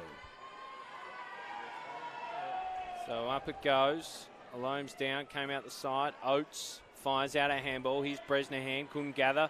Bannister tries to pick it up, slips through her fingers. Climbing on top of her was Bresnahan. She's got a problem. Umpire circling, says, I'll ball it up. Anthony, you down there on the boundary. What's the breeze doing, mate? Yeah, certainly picked up a little bit here, Gilly. It's quite a fluky breeze as it often is at Blunston, so we can hopefully get a better read on it ahead of the men's game this afternoon, but at the minute, it's certainly picked up from what it was at half-time.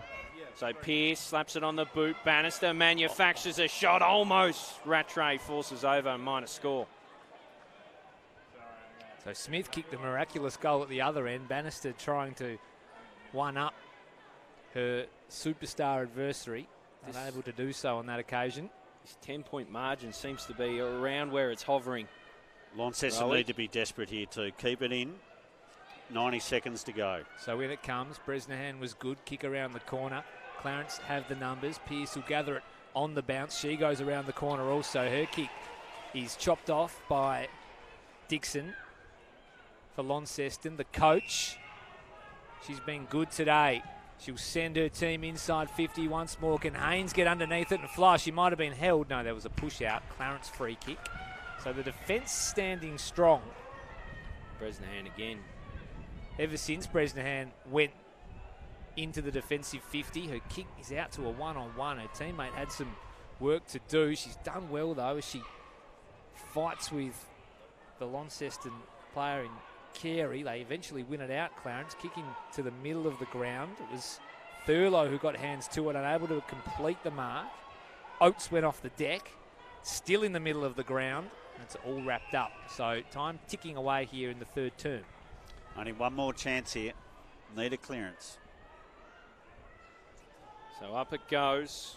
Thurlow brought it down for the runners. Dixon was one of those. Slapped on the boot. Ball blocked. Williams fires out a handball. Goes the wrong way for the Roos. Thurlow inside forward 50. Sinclair was claimed, somehow got it out Second to to go. Bannister. Bannister fires a shot through the sticks, but it matters little because it's coming back for a free kick.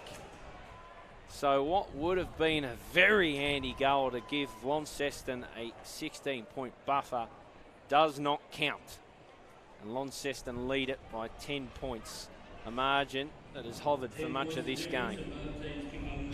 Yeah, it's hard to call, gentlemen, but I've got to think here that Launceston coming home with a breeze in the last quarter with 10 points up, even though Clarence have been so desperate and look very damaging when they bring it forward, I just think Launceston have got that class. Only 10 points the margin. As Gilly said, it's been hovering around that all afternoon. What do Clarence need to do to rattle on 2 or 3 in a row to win the arm wrestle? They just need to get the centre clearances and give Maddie Smith half a sniff, because we know, especially that goal early in this quarter, that she can kick it from anywhere, and she just needs the opportunities.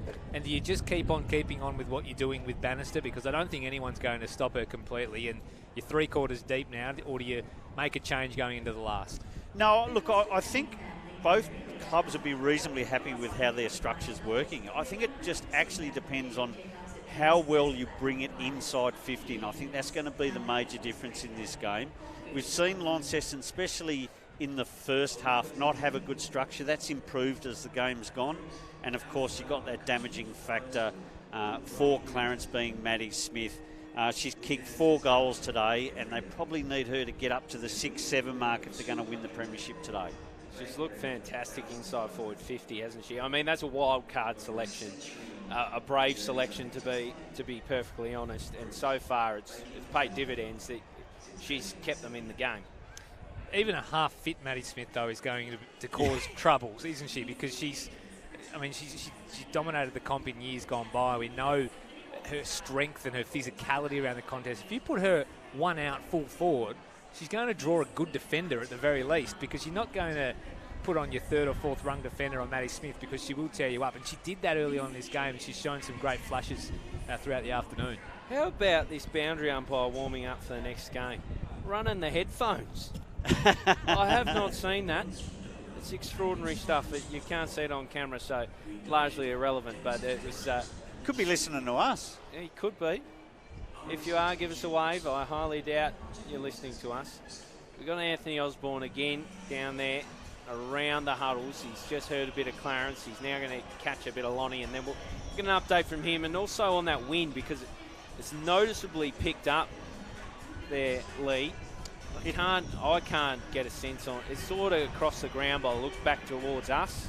Yeah, I certainly think it's towards the end slightly for Launceston.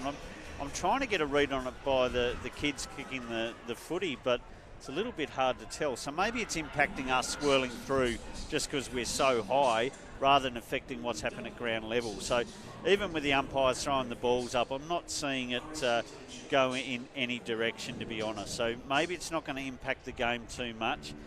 Within 2 goals, I wouldn't have thought this, to be honest, but it's fantastic we've got such a close game in the grand final. Well, the gap between the two teams across the season has been significant, so they've played above themselves today, no question, Clarence. And whole final series, to be honest. They have. We'll hear from Anthony Osborne now, down there. You've just caught the 2 huddles, Anthony. What did you hear? Yeah, spend a bit of time with huddles there. If you can find a good spot for us, mate. I know where the wind is coming. We'll see. Might go up to you in just a sec. No, we've got you there. Yep. It's been a bit of time with both the huddles there, Gilly. Launceston really focused on the fact that there's 18 minutes left in their season. All the pre-season work, all the efforts of training come down to this, and they're really quite confident. Clarence as well, really buoyed by how they've been able to compete so far today. They know they're up against the best team in the competition, but they're very confident they can take it up in this final term. And the breeze, mate? Yeah, the breeze is coming basically behind me straight into you guys at the moment. So it's coming from west to east. It doesn't look like it's going to affect either end of the ground at the moment, but it might make skills a little bit tricky. Great work under duress down there, Anthony Osborne. Technology not always kind. He's doing a stellar job. And his interviews with the players have been just fantastic. I'll give him a break, Lee Elder. You're a harsh man. So back in the middle final stanza of the Wrest Point TSLW season. This is it. All to play for. 18 minutes. 18 minutes left in their footy year. Ange Dixon in the middle. Green on ball in the ruck. Interesting to see. Who have we got there for Clarence? First goal, do it. Monty Scott. I think if Lonnie get the first goal, it's going to be hard for Clarence. Clarence need the first goal to be any show in this one.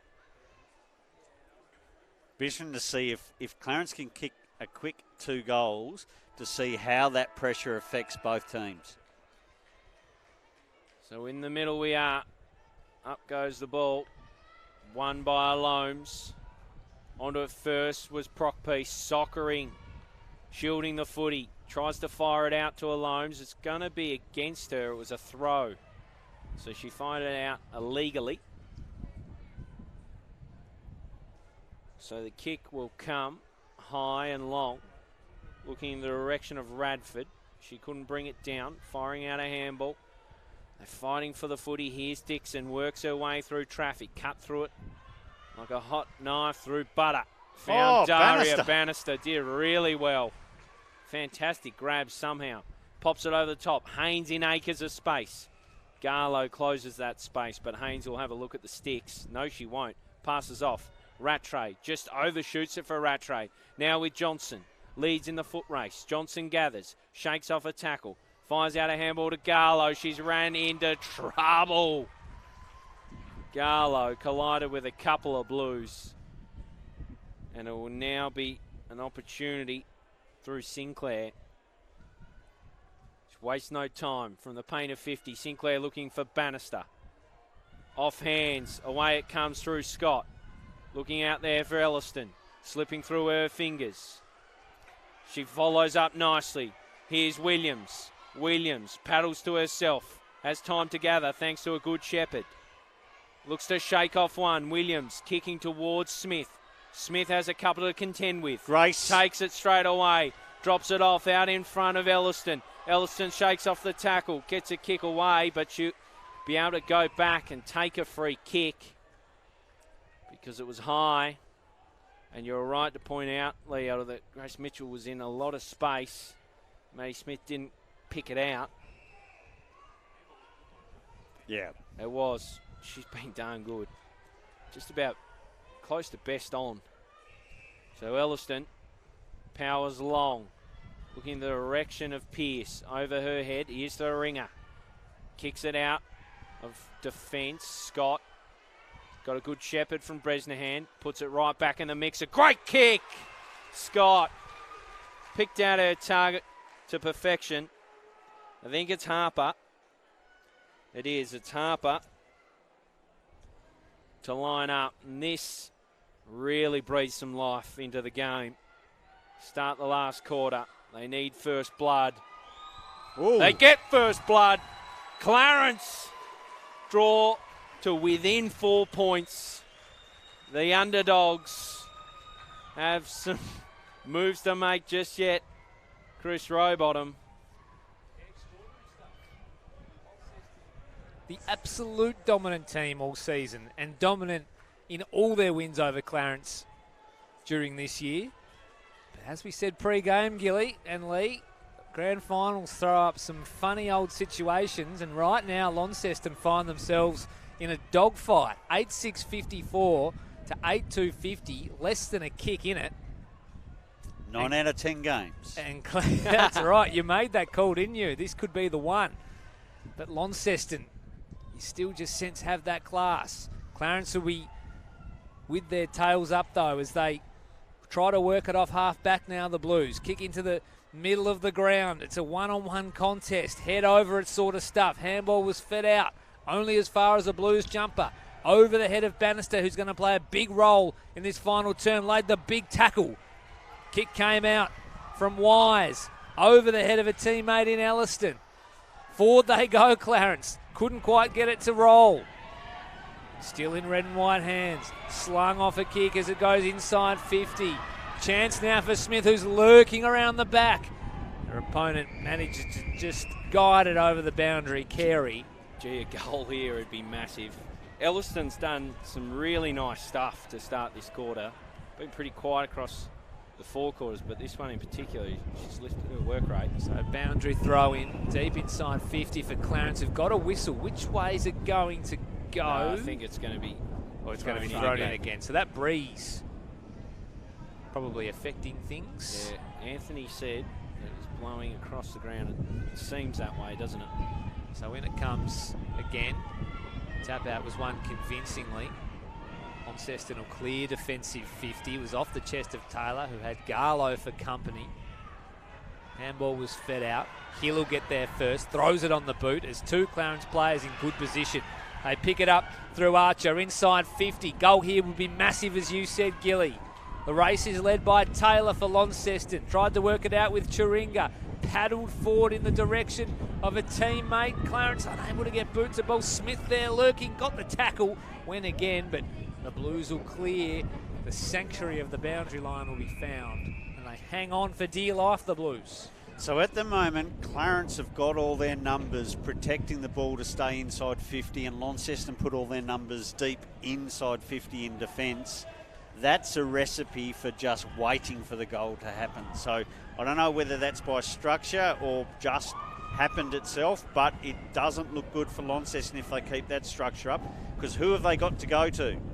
So here's Haynes, forces it out of congestion. Bannister runs into trouble. It looks like the matchup for Bannister is wise for this last quarter, and I like it. Put one of your best. Yeah, the pace could be a concern. Because the wind really howls on through here. Sorry, Anthony. Yeah, rain's starting to come down here, guys, so a lot of people starting to find some shelter. The rain just to add a bit of spice to the closing stages of this game. In comes Green, slips through her fingers. Haynes gets it out of there. Archer first to it. She's all on her own. There's those numbers. Archer pokes down the line. Great kick. Out there. Finds Menifee inboard. Finds Bresnahan. Strong mark. Bresnahan. The target, you sense, will be Williams. The breeze. Goes long. The breeze picked it up. It powers towards goal, out of play. So it'll be thrown in. Has the weather conspired against Launceston? It's a massive factor now, isn't it? Because we know the kicks are a little bit shorter in the women's game, so any sort of extra distance will be huge. So the weather picking up. You can see the rain on the telecast as it comes down. To wrap up in a tackle. This is a changer right deep in the game. 7 minutes gone in the last. What an arm wrestle we have. Elliston shoved out of it in the ruck. Pearce slaps it on the left boot. The ringer. Now the rain sweeping across the ground now. As you see everyone scatter for higher ground. The ringer. Deep in defence. Kicks to the numbers on the wing. Sweeps out the back. Almost for Hill. Forced off it by Bresnahan. Here's Dixon. Fires off a handball. Wise cuts that one off. Coming through again was Hill. Ground grubber. Almost. Look at the weather. Just take over this game. The breeze is going into that right forward pocket. You can see courtesy of the rain. A dramatic conclusion to this contest. Down off hands. Forced out of there. Proc piece now. Paddles to a teammate. Out the side trying to find Westland. Got a job to do, wrestling for the footy. There's a whistle. It's going to go the way of Haynes. It's almost like the wind started blowing to help Clarence, and then the rain came along to help Lonnie. And you can't be cute here. You just put it your team's way and long. Great grab, Archer. She can set Garlow up now to use her toe. Garlow looks by one, just says, I've got you covered. Kicks it into Haynes. Haynes now. Garlow forces her off the footy. Clever from Mitchell, just force it forward. That has to be the aim of the day. She was thrown off the footy, and guess what? My man Chris Kay was all over it like a cheap shot.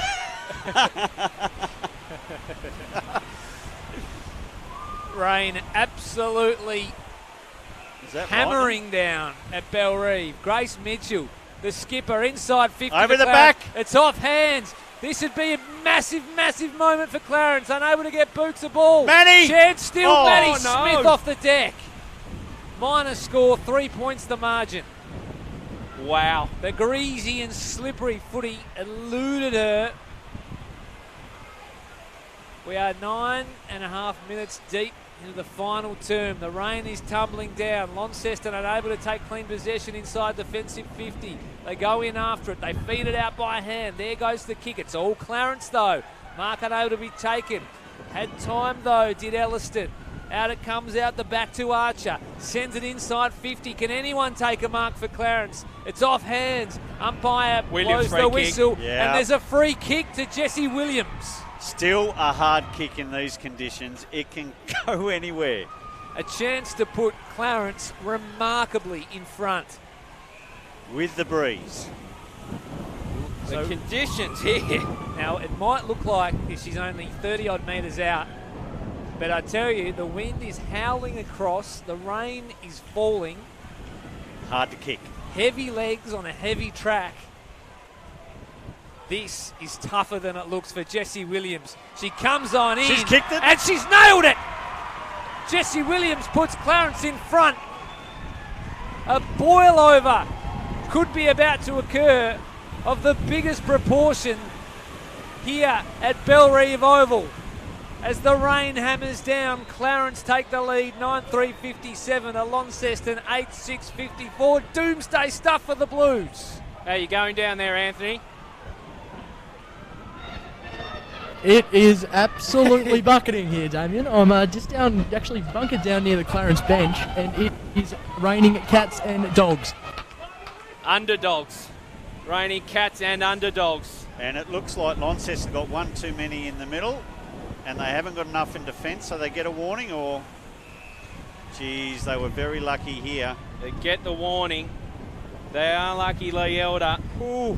Clarence somehow lead this game. 9-3-57. The absolute underdogs have taken the lead in the last quarter. The guns are in there. Dixon slips through her fingers. Westland across. Look at the rain and the wind take over this game. They pile on in. 11:35 gone. We know in the TSLW it's a clean 18. So we know that time is a factor. Up it goes again.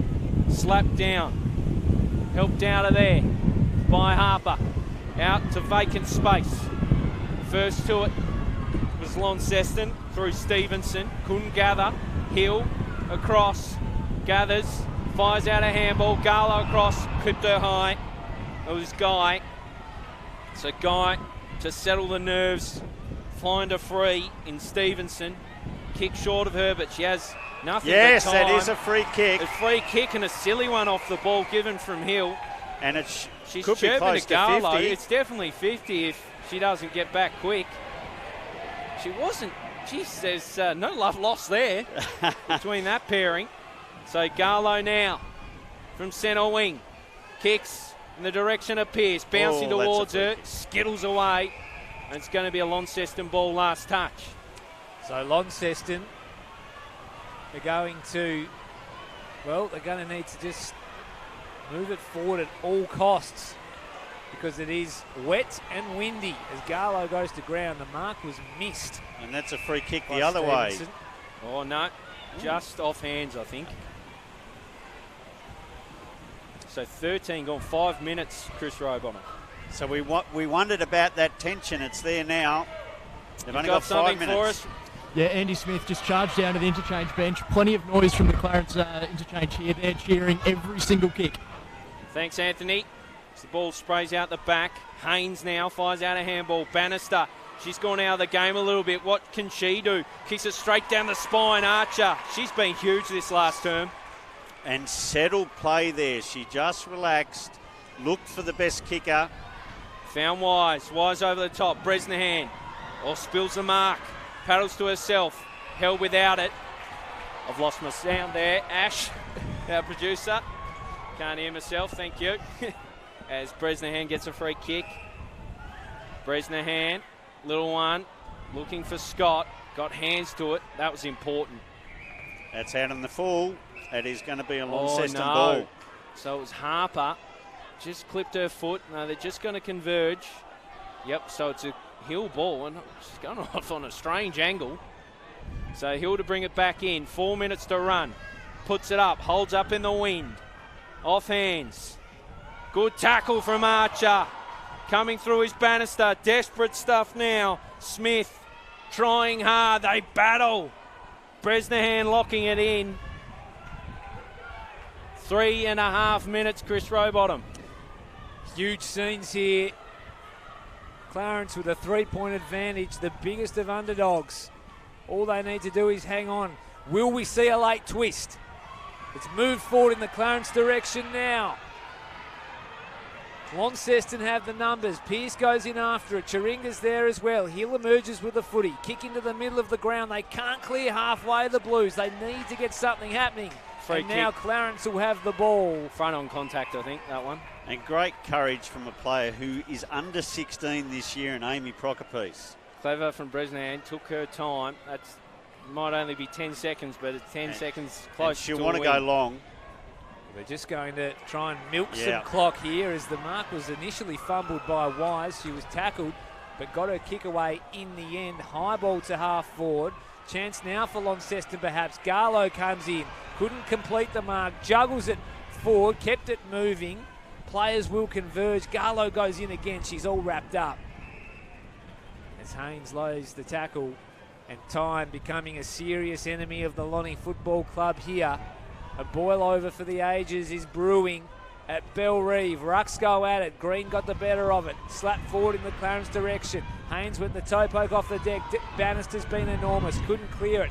Haynes of the other variety tries to get it through. Libby this time. They're working and scraping extremely hard. Launceston. Can Bannister conjure something? She can't. Clarence defending hard with grim determination. Garlow ends up with the ball. Kick into the middle of the ground, not her finest. Opens things up for Launceston. Radford with the footy. Chance now for the Blues as they go forward. One last roll of the dice. Garlow goes in to rectify some of her work. Hainsford out the handball, looking for Sinclair. She goes back, they can't move it. They're going inch by inch, the Blues. Kick now out into the middle of the ground. It's a high ball. Here we go, Launceston. Haynes will put him inside 50. Bresnahan dropped the mark she should have taken. Garlow's been big in the last couple of minutes. Clearing ball. Clarence have the numbers. It'll go to the boundary line. It'll be a last touch. Minute to run. But it might be enough. A minute to run. It's all about territory. In the Wrest Point TSLW Grand Final. They can't make a mistake, Launceston.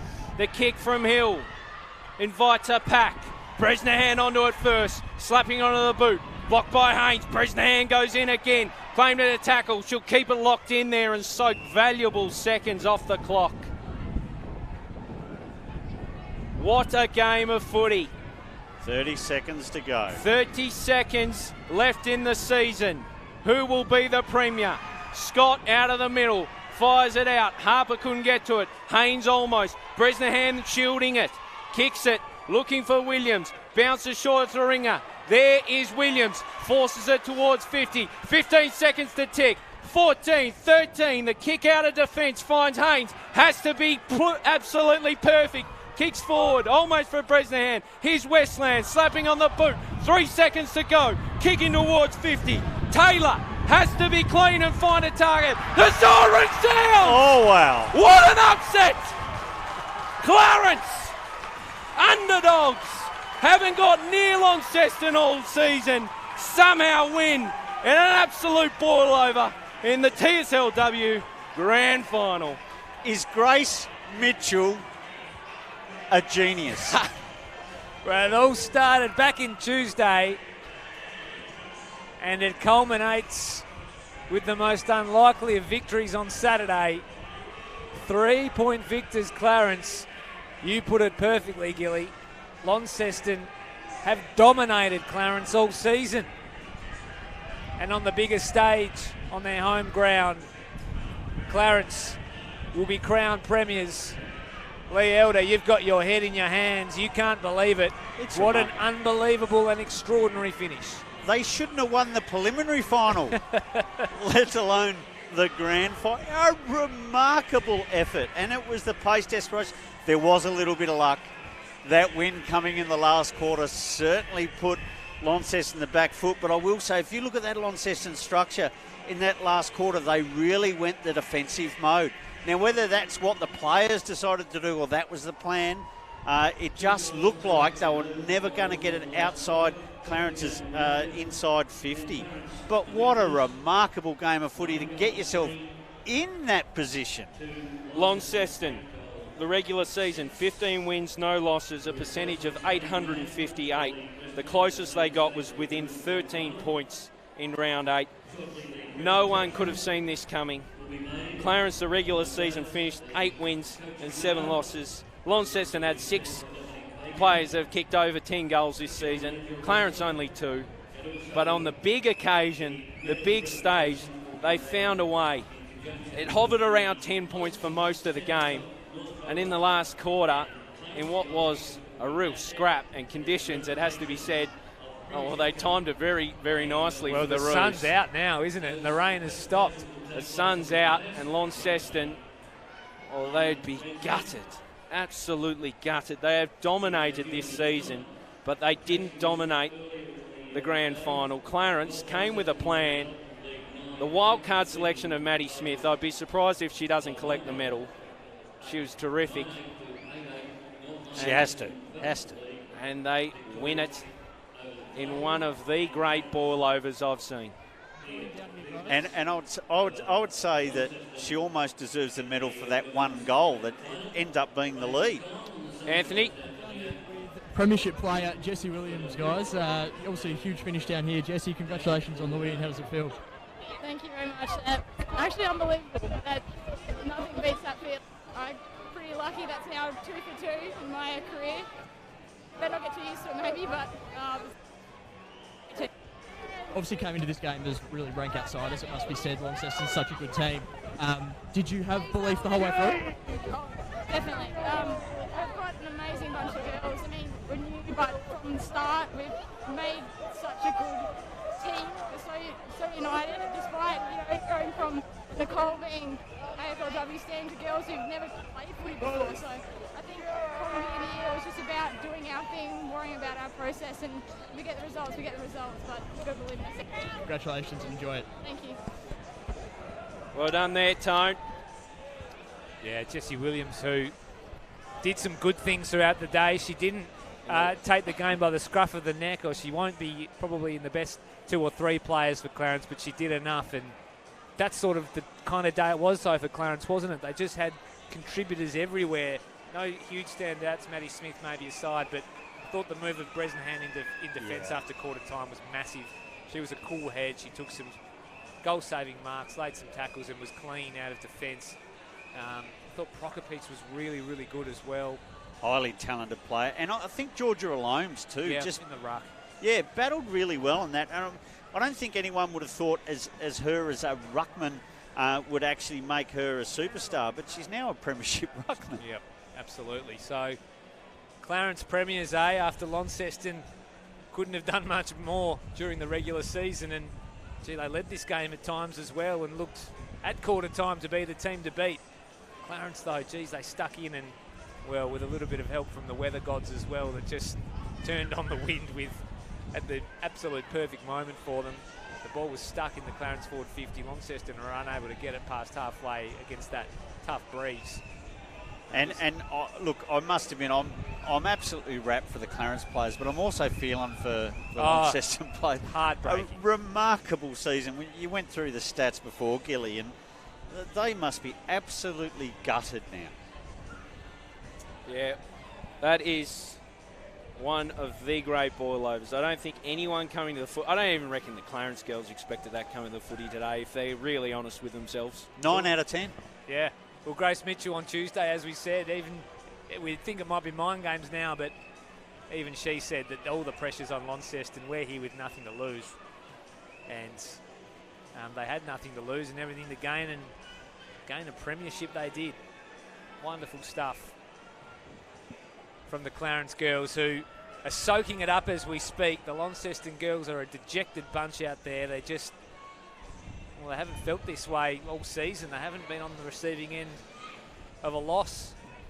they wouldn't be knowing what to do with themselves as the friends and family and the partners get around them to console what will be a tough and heartbreaking loss, and one that will hang in the back of their minds for the best part of 12 months. Clarence, of course, well, they're a more animated bunch as the supporters and the fans and the support staff and the family get around the girls. Gee, what a season they had. And Leota, as you said, they shouldn't have even been here, really. No, and look, you have a win-loss record of 8-7. It probably shows how your season went, but you only need to be the best team in the finals. Exactly right. Grand final days just so often toss up remarkable and bizarre results. Wow, who saw that coming? Firstly, to Launceston, commiserations. Congratulations on a wonderful season. My first duty is to announce the best on ground for the grand final. I'd invite Trish Squires, the CEO of AFL Tasmania, to present the award to Maddie Smith from the Clarence Football Club. Congratulations, Maddie. Named as an emergency. Remarkable.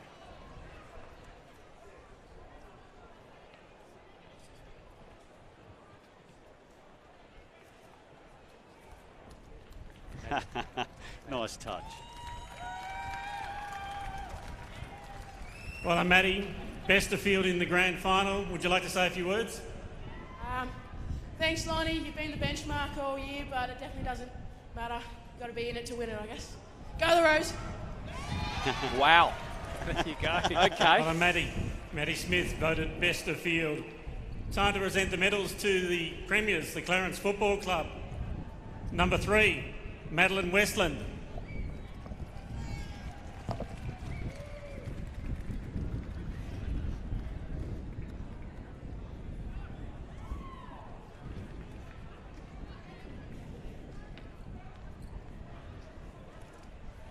Number 4, Melody Wise. Quite a day today, but probably their best player throughout the final series. I agree with that, Leota. Fantastic. Number 5, Alice Hardner. And did a job on Daria Bannister in the last quarter. Bannister, I thought she was going to win the game off her own boot the way she was going early. Number 6, Natalie Pearce. Well, she set up an amazing goal on her own, didn't she, really? It was put through pretty nicely by Smith, but she Number 10, kept you her welcome her alive. back, Maddie Smith. And she's probably half dermy. She's got the 5-day. The 5-day. So Maddie Smith back up. It must be said she's not getting much love, particularly out of Launceston. I haven't come across Number that 11, in my time. Bronte Scott.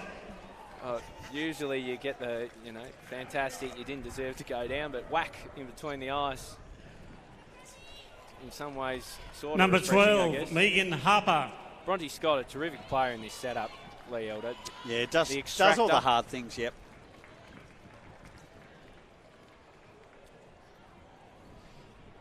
Number 13, Catherine Johnson.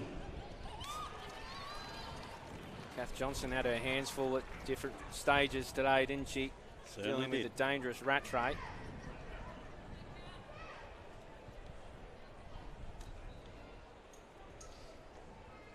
Number 15, Brianna McDonald. Brie McDonald into the side this week, and Kicked 2 in the semi-final. yep, in she comes and collects a medal. Number 16, Brianna Oates. A lot of Oates fans down there. Yeah, she's going to be a talented player, Oates. She's got to learn not to hit everything at 100%. Number pace. 17, Darcy Alliston. Didn't have an amazing game today, but stood up in the last quarter, and Yep. when it mattered, had some really big Number moments. 19, Eliza Westland. A hockey convert, saw in the paper today, she won the premiership with the Strikers, now won the premiership with Clarence. And Number 20, Amy Prokopic. And this player is going to be able to play footy. She does it pretty well already as an under-16 player. Number 22, Jessica Minifee. Played for the state and also played for Eastern Allies in her first year as the academy program. And Minifee, very classy player, set up a Number goal. 23, Rachel Archer. I thought she was terrific. I actually just sneak peek, had her in my votes, and she slipped over there. I had her in my votes because of that last quarter where she was sitting there, in the line. And Number did a lot of the 25, Nicole Bresnahan. quality player, Nicole Bresnahan, no question about it. Been instrumental in all three of their finals victories. Absolutely deserves Number to be on the 26, AFLW list. Jessie Williams. Not her best day today, but she still created. I thought in the last quarter too, there were just a few sockers. Number 28, Georgia Alomes. Desperate efforts that were fantastic. Alomes, Good in she had the ruck. Had her work cut out for her today against two really good rucks. Number 31, Nettie Garlow. Well, she was magnificent late. Just like she was possessed. The captain, Grace Mitchell. Terrific game, 2 goals for Grace Mitchell. Well, she set the tone And the in coach, the media during the Andy week. Smith. Big Andy Smith. Well, he made I'd the now big like call. to invite Dominic Baker from Wrest Point to present the cup to the winning Clarence Football Club. Well, can't quite believe it, but Clarence are 2019 Wrest Point TSLW premiers. Celebrations, you sense, will be raucous. Launceston will be a long trip home. And in they come. Yeah. This is where it stings for the opposition. This moment right here. This is where it hits you as you see some of the Lonnie girls. Congratulations now once again to the turn Clarence the Football backs Club and make their way TSLW off. premiers.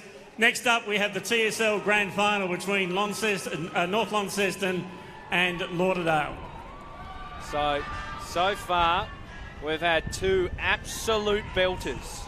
The first game was won by just a kick to North Launceston in the Development League, and this one less than a kick to Clarence, defeating an undefeated Launceston in one of the great ball overs. What a day of grand finals we've had. And here's hoping the nail biters continue with the TSL to come from 3 p.m. Still get that feeling that everyone's still a little shell-shocked. Well, there wasn't that much noise down there. Well, that's right. The Clarence players and support staff don't really know what to do, I don't think. We're not expecting to be on the premiership dais this afternoon. They just genuinely weren't. And the Launceston girls are shattered. Absolutely shattered. There are tears and lots of consoling going on down there. It's a really heartbreaking sight. A 15-zip season culminating in a grand final loss. It doesn't get any stiffer than that, but Clarence are really, really good. We'll drag the presentations now. Yeah, what a game. Unbelievable. You said 1 out of 10 times, Lee-El, that Clarence might beat Launceston. Well, across the season, it ended up being 1 out of 4. Yeah, and I also looked that they were 2 goals behind heading into that last quarter, and then for some reason the footy god said, Launceston, you've had enough wins this year. The breeze come in, the rain started, and you could see it. I think it was about the 5th or 6th kick that quarter. All of a sudden we just noticed that breeze had picked up. Yep. And the footy just carried that extra 15, 20 metres and actually got Clarence a point, and then the game had just turned. And I actually felt that Launceston went in a very defensive, and I know it's hard, you're in front, you're 2 goals in front, but they went in a very defensive structure mind, and Clarence went on the attacking. They made sure they built the wall, and they just got enough opportunities to put enough score on the board, and a remarkable win by Clarence. But you've got to be close enough, even if the wind changes. You need to be working throughout the whole game when you're playing against a team that have beaten everyone this season. And Jessie Williams, the hero, with the decisive goal that gave Clarence a premiership. Yeah, and just on that goal, we said on the call that it was a harder kick than it looked. It looked directly in front, 30 metres out, that you'd kick 99 times out of 100. But pressure kick, wind coming across, rain in your face, heavy legs, harder than it looked. But she stood up and she delivered and showed why. She spent some time on North Melbourne's list, and she was the match winner in the end. Now, I do believe she kicked the winning goal in a soccer premiership as well. She did. Yeah. Wow, so she's had a big year. She's clutch, is what Jessie Williams is. A clutch performer. A big win for the Clarence Roos. They caused the ball over of the century just about. I can't believe it. They were undefeated, Launceston, and they arrived to the big dance full of confidence, but they were undone by a Clarence Roos team that just did what they had to scrap a victory. Maddie Smith, the star, with 4 goals. Not the most gracious of acceptance speeches, I will say. But I guess when you win the medal, you get to take it however you like. And they take the Premiership Cup with them and celebrate long into the night. We hope you've enjoyed the broadcast of this Wrest Point TSLW Grand Final. I'm sure Clarence fans did. We'll be back shortly with the Bupa TSL Grand Final. North Launceston up against Lauderdale. Broadcast to start from about 1:45 for a 3 o'clock first bounce. Bye for now.